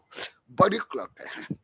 तो जब दिनचर्या चेंज हो जाता है, प्रकृति के विपरीत होता है, तो बड़ी क्लॉक भी सेल्स में, हर सेल में बड़ी क्लॉक है। पहले वैज्ञानिक एक मानते थे, उसमें भी डिस्टर्बेंस है। जैसे क्लॉक है, उसमें बैटरी डाउन हो गया या खत्म हो गया तो क्लॉक सही चलेगा क्या? इसी प्रकार जो अभी लाइफ स्टाइल है, पूरी पृथ्वी की लाइफ स्टाइल, ये बुद्धि भ्रष्ट के लिए, टेंशन के लिए, रोग के लिए, डिप्रेशन के लिए, फोबिया के लिए बड़ा कारण है। अभी जो लाइफ स्टाइल है, और विशेष कर महानगर में और नौकर पेशा में, धनी लोग में, इन लोग में लाइफ स्टाइल बहुत बिगड़ गया है। केवल धार्मिक दृष्टि से नहीं, आयुर्वेदिक दृष्टि से, वैज्ञानिक दृष्टि से, तो ये लाइफ स्टाइल सही नहीं है। कब खाना, ये करना आदि आदि जो करते हैं सब, तो ये तब जाकर मन स्थिर रहेगा, एकाग्र रहेगा। नहीं तो मन स्थिर नहीं रहेगा। जब तक मन एकाग्र और पवित्र स्थिर नहीं होगा, बुद्धि बढ़ेगी नहीं, बुद्धि घटेगी। और ध्यान करना चाहिए, आत्मा का ध्यान, परमात्मा का ध्यान करना चाहिए एकाग्रता से। और किसके प्रति ईर्ष्या, द्वेष, घृणा, वैर, विरोध, निंदा आदि नहीं करना चाहिए।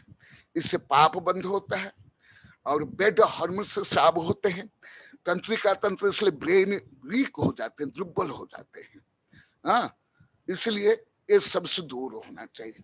और रोज सत्संगति करनी चाहिए। सत्संगति माने जो साधु संत जो पॉजिटिव थिंकिंग रखते हैं, उदार भाव रखते हैं, उदार भाव व्यवहार कथन करते हैं, परोपकार करते हैं, सेवा करते हैं, अन्य अत्याचार पापाचार दुराचार से रहित है, उनकी संगति करनी चाहिए। तो क्या वो प्रैक्टिकल से ज्यादा ज्ञान मिलता है। प्रायोगिक रूप में पुस्तक ज्ञान से ज्यादा प्रायोगिक ज्ञान, क्योंकि यद्यपि आचरित पूर्वम तत्त इतर जन स यत् प्रमाण कुरुते लोक तदनुवर्तते। मनुष्य के सामाजिक प्राणी, मैन इज सोशल एनिमल, और मनुष्य अनुकरण करता है। इसलिए सज्जन, साधु, ज्ञानी, गुणी इनकी संगति करनी चाहिए, तो बुद्धि सम्यक होगी और बुद्धि बढ़ेगी भी। और सिर में बादाम का तेल या घी या तिल का तेल और पैर के नीचे लगाना चाहिए, मालिश करना चाहिए। खाने में घी अच्छा है, लगाने में तेल अच्छा है आयुर्वेद के अनुसार। इसलिए और क्या नहीं खाना था संक्षेप में बता देता हूं। आपके इस एरिया में ज्यादा बेसन खाते हैं, वो नहीं खाना चाहिए। बादी करके शरीर में दर्द होता है, और बुद्धि भी कम होती है। तो उड़द, ये बेसन की चीज, ये सब कम खाना चाहिए।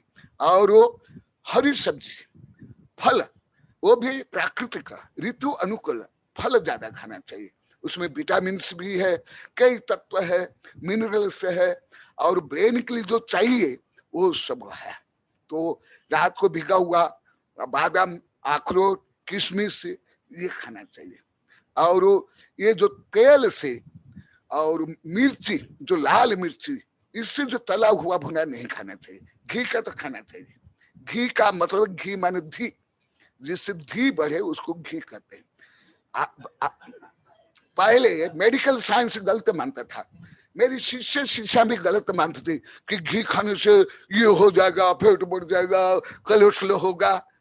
परंतु मैं नहीं माना, क्योंकि मैं आयुर्वेद भी पूरा पढ़ा हूँ और साइंस भी बाल्यकाल से पढ़ता हूँ, प्राकृतिक शिक्षा। अभी वैज्ञानिक ने सिद्ध कर लिया, घी खाने से, गाय घी, कोलेस्ट्रॉल भी कम होता है, हार्ट अटैक तक नहीं होता, कैंसर तक नहीं होता, बुद्धि बढ़ती। इसलिए उसका नाम है घी। घी, घी से घी बना, तो घी का यूज करना चाहिए। ये जो रेडीमेड भोजन नहीं करना चाहिए। रेडीमेड भोजन जो फास्ट फूड, जंक फूड आप लोग कुछ भी हो, ए टू जेड, बिस्कुट से लेकर जिसको आप लोग को मानते हो शाकाहार ये है, वो भी सब बेकार है, सब मांसाहार, ए टू जेड, बिस्कुट से लेकर फांटा से लेकर कोका कोला से लेकर सबको, छोटा काल से लेकर बड़ा काल सब।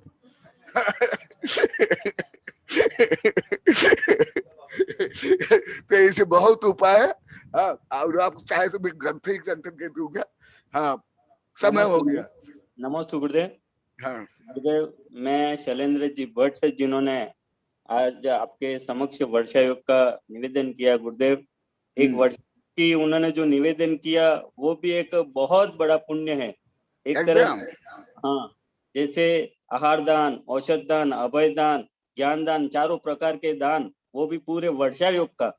और एक तरह से ये भले हो ना हो, लेकिन निवेदन का जो पुण्य है वो होने के बराबर है। तो ऐसे उनके महान पुण्य की, उनकी जो आत्मशक्ति जो बनी है, उसकी हम बहुत बहुत अनुमोदना करते हैं गुरुदेव। हमारी अनुमोदना और अभिव्यक्ति के लिए आशीर्वाद। अभी 5-6 दिन यही प्रवचन चला। अनुमोदना करो, भावना भाव, पशु पक्षी को उदाहरण से, सही है गुरुदेव। मैं अगली जिज्ञासा के लिए मैं गणिनी हारिका आस्थाश्री माता जी को आमंत्रित करता हूँ। उसके बाद अंतिम जिज्ञासा प्रोफेसर श्यामलाल जी गोदावत साहब को मैं लूंगा। मैं गणिनी हारिका आस्थाश्री माता जी को मैं आमंत्रित।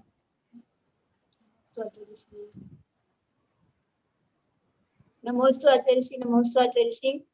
आशीर्वाद। सिद्धश्रुत आचार्य भक्ति त्रय भक्त कोटि कोटि नमोस्तु गुरुवर। आचार्य श्री, मेरी जिज्ञासा नहीं है, मेरा तो निवेदन है कि 10 दिन जो आचार्य श्री कुंतु सागर गुरुदेव के जन्म जयंती महोत्सव का पूरा वर्ष एक होने आ रहा है 12 तारीख के, तो उसके उपलक्ष्य में 4 तारीख से 13 तारीख तक शिविर लग रहे हैं। उसमें सभी साधु संत सभी भक्तों को पढ़ाएंगे, तो उसके लिए आपका भी सानिध्य चाहिए और हर साधु अलग अलग विषय को 20-20 मिनट के लिए पढ़ाएंगे। तो आपका भी उसमें आप चाहे तो 3:30 बजे 3 बजे जो क्लास लग रही है उसके अंदर ही आईडी को जोड़ दिया जाए, तो उसके माध्यम से आप उनको अध्ययन करा सकते हैं। जैसी आपकी अनुमति होगी वैसा हम प्रयास करेंगे, और इसीलिए मैंने आपसे निवेदन करने के लिए अभी हैंडराइज किया था। भगवान आशीर्वाद आशीर्वाद। मधु को भी सुबह साई जी बोल दिए हैं, मधु को से संपर्क कर लेना, वो भी यही चाहते हैं। माता जी तो अभी इष्टोपदेश जो चल रहा है प्रवचन यही उस समय में हो जाएगा, तो वो मधु से संपर्क कर लेना। आशीर्वाद। 20 सिद्धांत से 20 अलग अलग विषय रखे हुए हैं वैसे, लेकिन जब आपका समाचार नहीं मिला तो मैंने मतलब आचार्य श्री से बोला, बड़े गुरुदेव के पास भी ये समाचार पहुंचाया कि गुरुदेव इष्टोपदेश पढ़ा रहे हैं, तो उसी के अंतर्गत अगर इसको जोड़ दिया जाए, या वैसे आपके लिए हिसाब से हमने विज्ञान के विषय को लिया था कि आप विज्ञान पे विशेष जोड़ देते, तो 10 दिन तक आपका विज्ञान का विषय रहे और 20 मिनट के लिए आपका वो विषय चले, इससे अनेक भक्तों को लाभ मिलेगा। 10 से 15 हजार भक्तों की इसमें शायद आने की उपस्थिति रहेगी, और सब साधु 20-20 मिनट के लिए अपना अपना समय देंगे, और चारों आईडी के ऊपर अलग अलग विषय साधु लोग पढ़ाएंगे। नमोस्तु भगवान, नमोस्तु। माता जी तारीख एक बार पुनः। 4 तारीख से 13 तारीख तक रहेगा, 10 दिन तक। 4 जून 4 जून से 13 जून तक, और 12 जून को आचार्य श्री कुंतु सागर जी गुरुदेव का जन्म जयंती महोत्सव है। उसी के उपलक्ष्य में रखा है कि 1 साल तक वो जन्म अमृत महोत्सव मना रहे थे, उसी उपलक्ष्य में कार्यक्रम रखा है कि सभी साधु लोग जूम आईडी पर आकर के सभी भक्तों को पढ़ाए, अपने अपने हिसाब से जिसको जिस विषय में ज्ञान है, जो विशेष अपनी रुचि रखते हैं, उस विषय को साधु अपनी अपनी इच्छा से ले रहे हैं। तो आचार्य भगवान जो विषय आप देना चाहे वो सभी भक्त उससे लाभान्वित होंगे अधिक से अधिक। और ये पारस चैनल पर लाइव इसको पढ़ाई दिखाई जाएगी कि आप जो भी साधु पढ़ा रहे हैं, 4 आईडी अलग अलग तरफ से चलेगी, और सभी भक्त लोग उसमें फॉर्म भरेंगे और अधिक से अधिक भक्त उसमें लाभ लेंगे। तो सबकी इच्छा है कि आप विज्ञान और धर्म को जोड़ते हुए, या कर्म सिद्धांत जो भी आपने बताया, इस प्रकार जो भी विषय आप पढ़ा सके तो आपकी जो इच्छा होगी गुरुदेव, परंतु आपको पढ़ाना है, आपको ना नहीं करना है गुरुदेव, क्योंकि ये गुरुदेव की जन्म जयंती महोत्सव के उपलक्ष्य में रखा है, और नंदी संघ के सबसे बड़े आचार्य आप हैं अभी, और इसलिए सभी को उम्मीद है कि गुरुदेव की हाँ आना चाहिए, मना नहीं होना चाहिए। कि बाकी छोटे छोटे आचार्य मुनिराज हरिका माता जी सबने अपनी तरफ से अनुमति दी है सभी साधु लोग पढ़ाने के लिए। 48 साधुओं का यहाँ पर समाचार आ चुका है, और 48 से ज्यादा भी आएंगे तो उन सबको भी इसमें समय दिया जाएगा, समय दिया जाएगा। लेकिन सबसे पहले आप गुरुदेव के सबसे प्रथम शिष्य हैं, आपका सबसे पहले आगे नाम होना ही चाहिए। आप नाम नहीं चाहते, लेकिन गुरुदेव के लिए आपको ये करना ही पड़ेगा, और आपको आना है और आपको अनुमति देना है इसके लिए।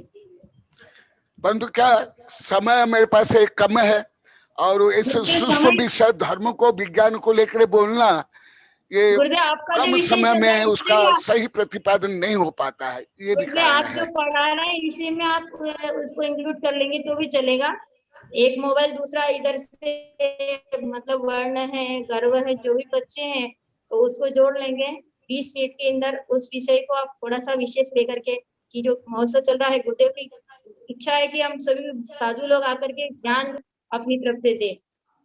जो स्वाध्याय चल रहा है इसके उपदेश का, उसके अंतर्गत भी अगर आप पढ़ाएंगे तो भी चलेगा, और आप दूसरा लेना चाहे तो भी चलेगा। तो आप जो भी इच्छा है आपकी, परंतु आपको पढ़ाना होगा। जैसे तुमने कल इतना छोटा सा प्रश्न किया था, और तुम लोग कोई बोलते हो हम तो इतना छोटा सा प्रश्न करते हैं और गुरुदेव इतना उत्तर देते हैं, तो फिर धर्म और विज्ञान को लेकर बोलना ये 10-15 मिनट में 20 मिनट में गुरुदेव आधा प्रस्तावना घंटा एक घंटा भी भेजेंगे। चलेगा गुरुदेव। वो कोई साधु आधा घंटा 20 मिनट मांग रहे हैं, आप आधा घंटा भी बोलेंगे तो भी चलेगा। वो तो मोबाइल आपके सामने लगा रहेगा, आप 1 घंटा भी पढ़ाएंगे तो सही भक्त वहाँ बैठे रहेंगे, कहीं नहीं जाएंगे। उसमें 1 घंटा आधा घंटा जिन साधु की जितनी इच्छा है वो आधा घंटा ले रहे हैं, कोई 20 मिनट 15 मिनट ऐसा जिसको जितना विषय देना हो वो विषय लेना है। किसी ने तत्वार्थ सूत्र लिया, किसी ने द्रव्य संग्रह, किसी ने समय सार, किसी ने रहन सारे से अलग अलग साधुओं ने अलग अलग विषय लिया है। तो आपके लिए विशेष ये सुना है कि या तो विज्ञान गुरुदेव ज्यादा जानते हैं तो विज्ञान से संबंधित जानकारी देंगे धर्म से, और जो आपकी विशेष इच्छा होगी विश्व द्रव्य विज्ञान पर देना चाहे, कर्म सिद्धांत समझाना चाहे तो विशेष रूप में उसमें अधिक से अधिक भक्त लोग लाभ लेंगे। तो आप आधा घंटा 1 घंटा जो भी आप समय देंगे, हम आपसे कम मांग रहे थे कि आप ज्यादा नहीं देंगे तो इसलिए आप ज्यादा समय देंगे तो ये तो और बड़ा उपकार होगा गुरुदेव। परंतु वो आईडी आपके सामने उसमें लगा ही रहेगी, लेकिन आपको करना जरूर है क्योंकि बड़े गुरुदेव स्वयं भी उसमें पढ़ाने आने वाले हैं। कुंतु सर जी गुरुदेव भी पढ़ाएंगे। तो आप लोग को सब इतने सब मिलकर पढ़ा तो आप लोग को सब काम संभालो, मैं दूसरा बड़ा काम करूंगा।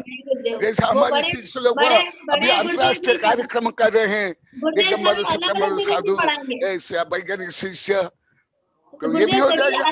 अलग अलग जगह से पढ़ाएंगे, सभी की आईडी अलग अलग रहेगी और सबके पास में भक्त अलग अलग रहेंगे। एक के बाद में एक भक्त एक के बाद एक साधु पढ़ाएंगे, 4-6 आईडी रहेंगे, सब पे अलग अलग रहेंगे तो अधिक से अधिक भक्तों को लाभ मिलेगा। गुरुवर अभी आप जैसे जूम आईडी पढ़ा रहे हैं ऐसे ही पढ़ाना है, कुछ नया कुछ भी नहीं करना है। आप चाहे तो इसी समय इष्टोपदेश में ही आपको उसमें जोड़ लिया जाएगा कि आप इष्टोपदेश के अंतर्गत ही पढ़ा दिए, लेकिन पढ़ाना जरूर है। उसमें गुरुदेव का उल्लेख 1-2 बार आप जरूर करेंगे, ऐसी हमारी भावना है। क्योंकि कुंतु सागर जी गुरुदेव का अमृत महोत्सव मनाया और जैसे विनोद सागर जी आचार्य जी का 75वां जन्म जयंती महोत्सव था तो उन्होंने 75 ग्रंथ छपवाए थे और हमारी सबकी भावना है। और गुरुदेव से जब कल परसों विचार किया तो गुरुदेव ने बोला कि इस बार आप लोग बाकी कुछ नहीं करके और सभी लोगों को ज्ञान मिले ऐसे सभी साधुओं को बुलाइए और सबके माध्यम से पढ़ाइए। तो ये अपने बड़े गुरुदेव की इच्छा है और उनकी इच्छा पूर्ण करना हम सभी आप सबका हमारा कर्तव्य है।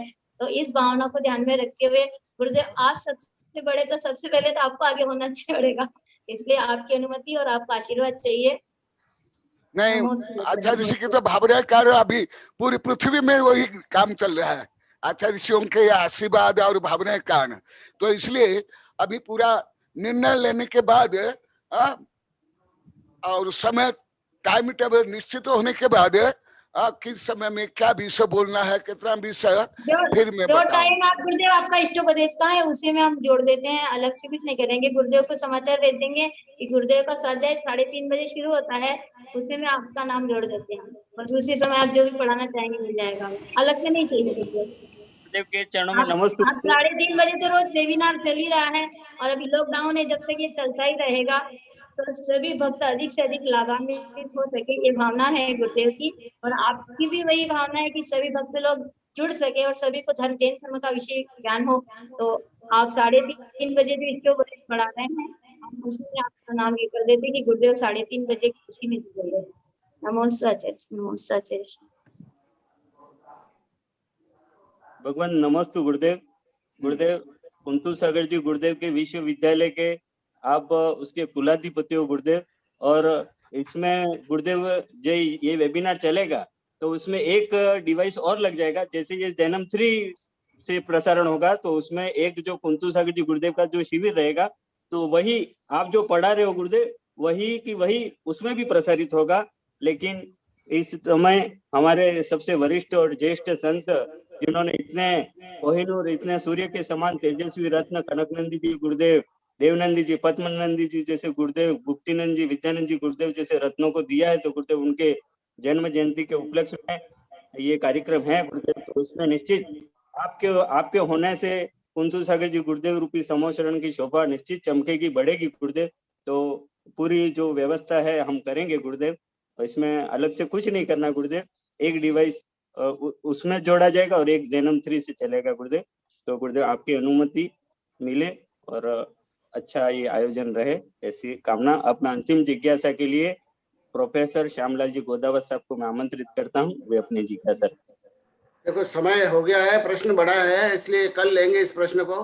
समय 5:10 ऊपर हो गया गुरुदेव का। अब कल इस प्रश्न को लेंगे, समय हो गया गुरुदेव। कल जिज्ञासा रखूंगा कल गुरुदेव। क्या बोला, जिज्ञासा रख लो।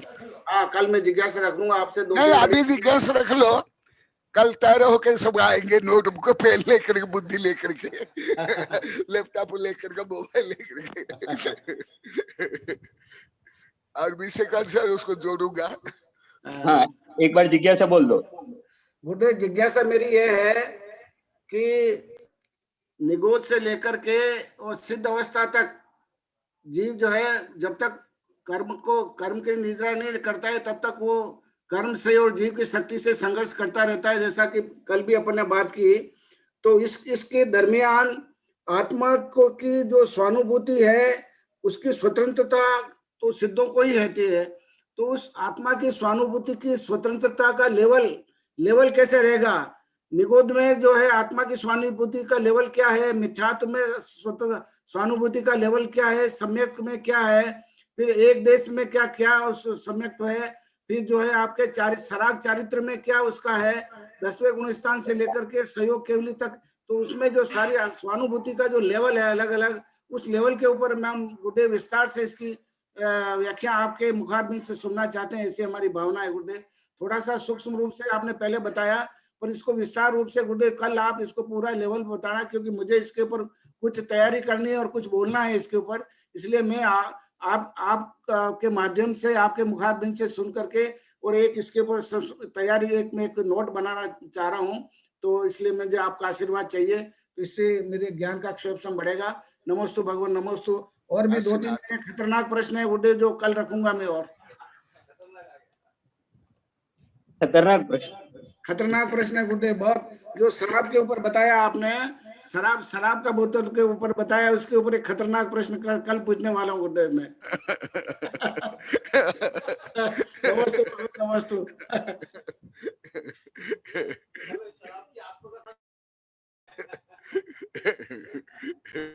गुरुदेव, अंत में मैं आप नंदी संघ के परम भक्त मुकेश भैया जो 2 मिनट के लिए कुछ बोलना चाहते हैं गुरुदेव, इसी संदर्भ में कुंतु सागर जी गुरुदेव के अमृत महोत्सव के निवेदन के संदर्भ में, तो मैं उनको आमंत्रित करता हूँ गुरुदेव।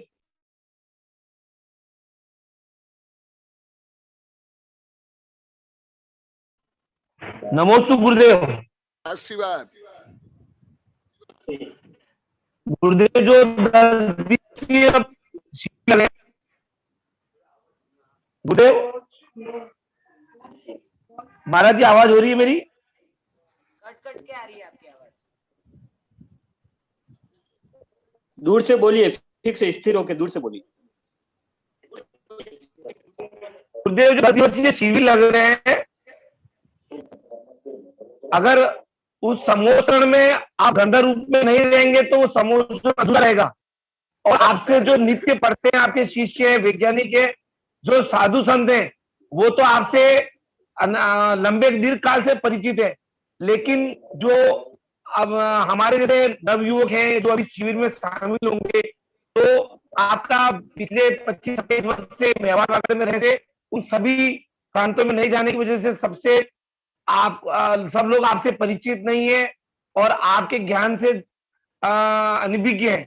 तो इस शिविर के माध्यम से पूरे भारत और विश्व के लोग इसमें जुड़ेंगे और आप जो समय जो आप उसमें उपलब्ध रहेंगे और आप ज्ञान प्राप्त करेंगे। तो इसे मेरा कहना है कि जो आपके बारे में इतना ज्ञानवान और प्रज्ञावान है और आपकी जो अद्वितीय प्रतिभा है जो अन्य कहीं नहीं पाई जाती है, अगर आप इसमें नहीं रहेंगे तो अन्य लोग इससे जो इससे रूबरू होने चाहिए वो नहीं हो पाएंगे। तो इसलिए मेरा इस विषय में आपसे विनम्र हाथ जोड़ के पुनः निवेदन है कि जैसा माता जी ने अभी निवेदन किया, आपकी अनुकूलता के अनुसार आप उसमें जो भी समय दें, कम 20 मिनट तो उन्होंने बताया, लेकिन अधिकतम न्यूनतम जो भी आपकी सीमा हो वो आपको उसमें देना चाहिए गुरुदेव, ऐसा मेरा विनम्र आग्रह है। आशीर्वाद। नमोस्तु गुरुदेव। आपकी भावना के लिए, नमोस्तु गुरुदेव। आशीर्वाद। समय हो गया। ये गुरुदेव, सबका यही मानना है कि कुंतु सागर जी गुरुदेव के समोशरण में गणधर का न होना तो गुरुदेव वो अलग लगेगा, तो आपका तो होना बहुत जरूरी है। और मेवाड़ और वागड़ को तो सब जहाँ परिचित है गुरुदेव, लेकिन देश विदेश के अन्य जो लोग इस शिविर में जुड़ेंगे वो निश्चित रूप से आपकी प्रतिभा को जानेंगे और जिनवाणी का रसपान करेंगे गुरुदेव। सबकी यही भावना है और सबकी यही इच्छा है और ये कार्य हो, हम उसकी अनुमोदना करते हैं गुरुदेव। नमस्तु गुरुदेव। अब अंत में गुरुदेव मंत्र द्वारा आपके श्रीमुख से आशीर्वाद और जिनवाणी स्तुति। ओम अरहन्मुख कमल वासिनी पापात्म क्षम करी सुत ज्ञान ज्वाला सहस्र प्रज्वलिते सरस्वती विश्व सर्व पाप महन हन दह दह पच पचम छाम छेम छुम छुम छुम छह क्षीर वरधवले अमृत पलवे अमृत श्राव श्रावम बम बम होम फट स्वाहा।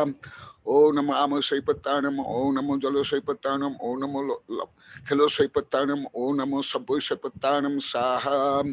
बोधि समाधि परिणाम शुद्धि स्वात्मोपलब्धि शिव सौख्य सिद्धि चिंतामणि चिंतित वस्तु दानी वंद्यमानस्तु ममास्तु देवी, वंद्यमानस्तु ममास्तु देवी। नमस्तु गुरुदेव, नमस्तु गुरुदेव। आचार्य भगवान श्री विद्यानंद जी गुरुदेव का ऑडियो कट हो गया था, इसलिए उनकी जिज्ञासा व श्यामलाल जी गोदावत साहब की जिज्ञासा, साथ ही एक मारुति कोटा की जिज्ञासा भी शेष रह गई, तो कल उनकी सबकी जिज्ञासा ले ली जाएगी। आज का वेबिनार यहीं विराम करते हैं। नमस्तु गुरुदेव।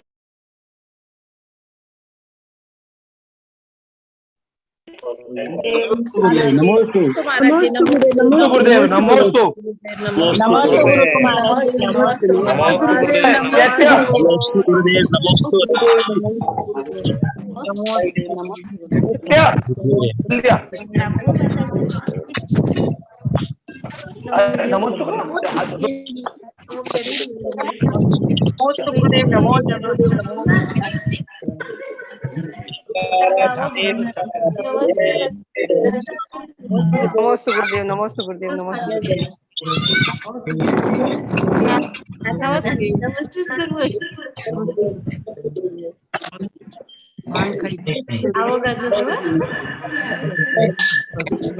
नमस्ते गुरुदेव, नमस्ते गुरुदेव, नमस्ते गुरुदेव।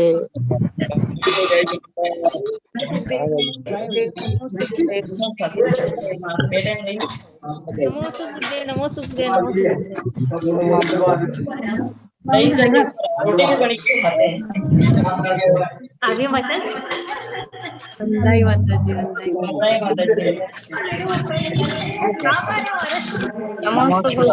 नमस्ते गुरुदेव, नमस्ते नमस्ते महाराज, नमस्ते नमस्ते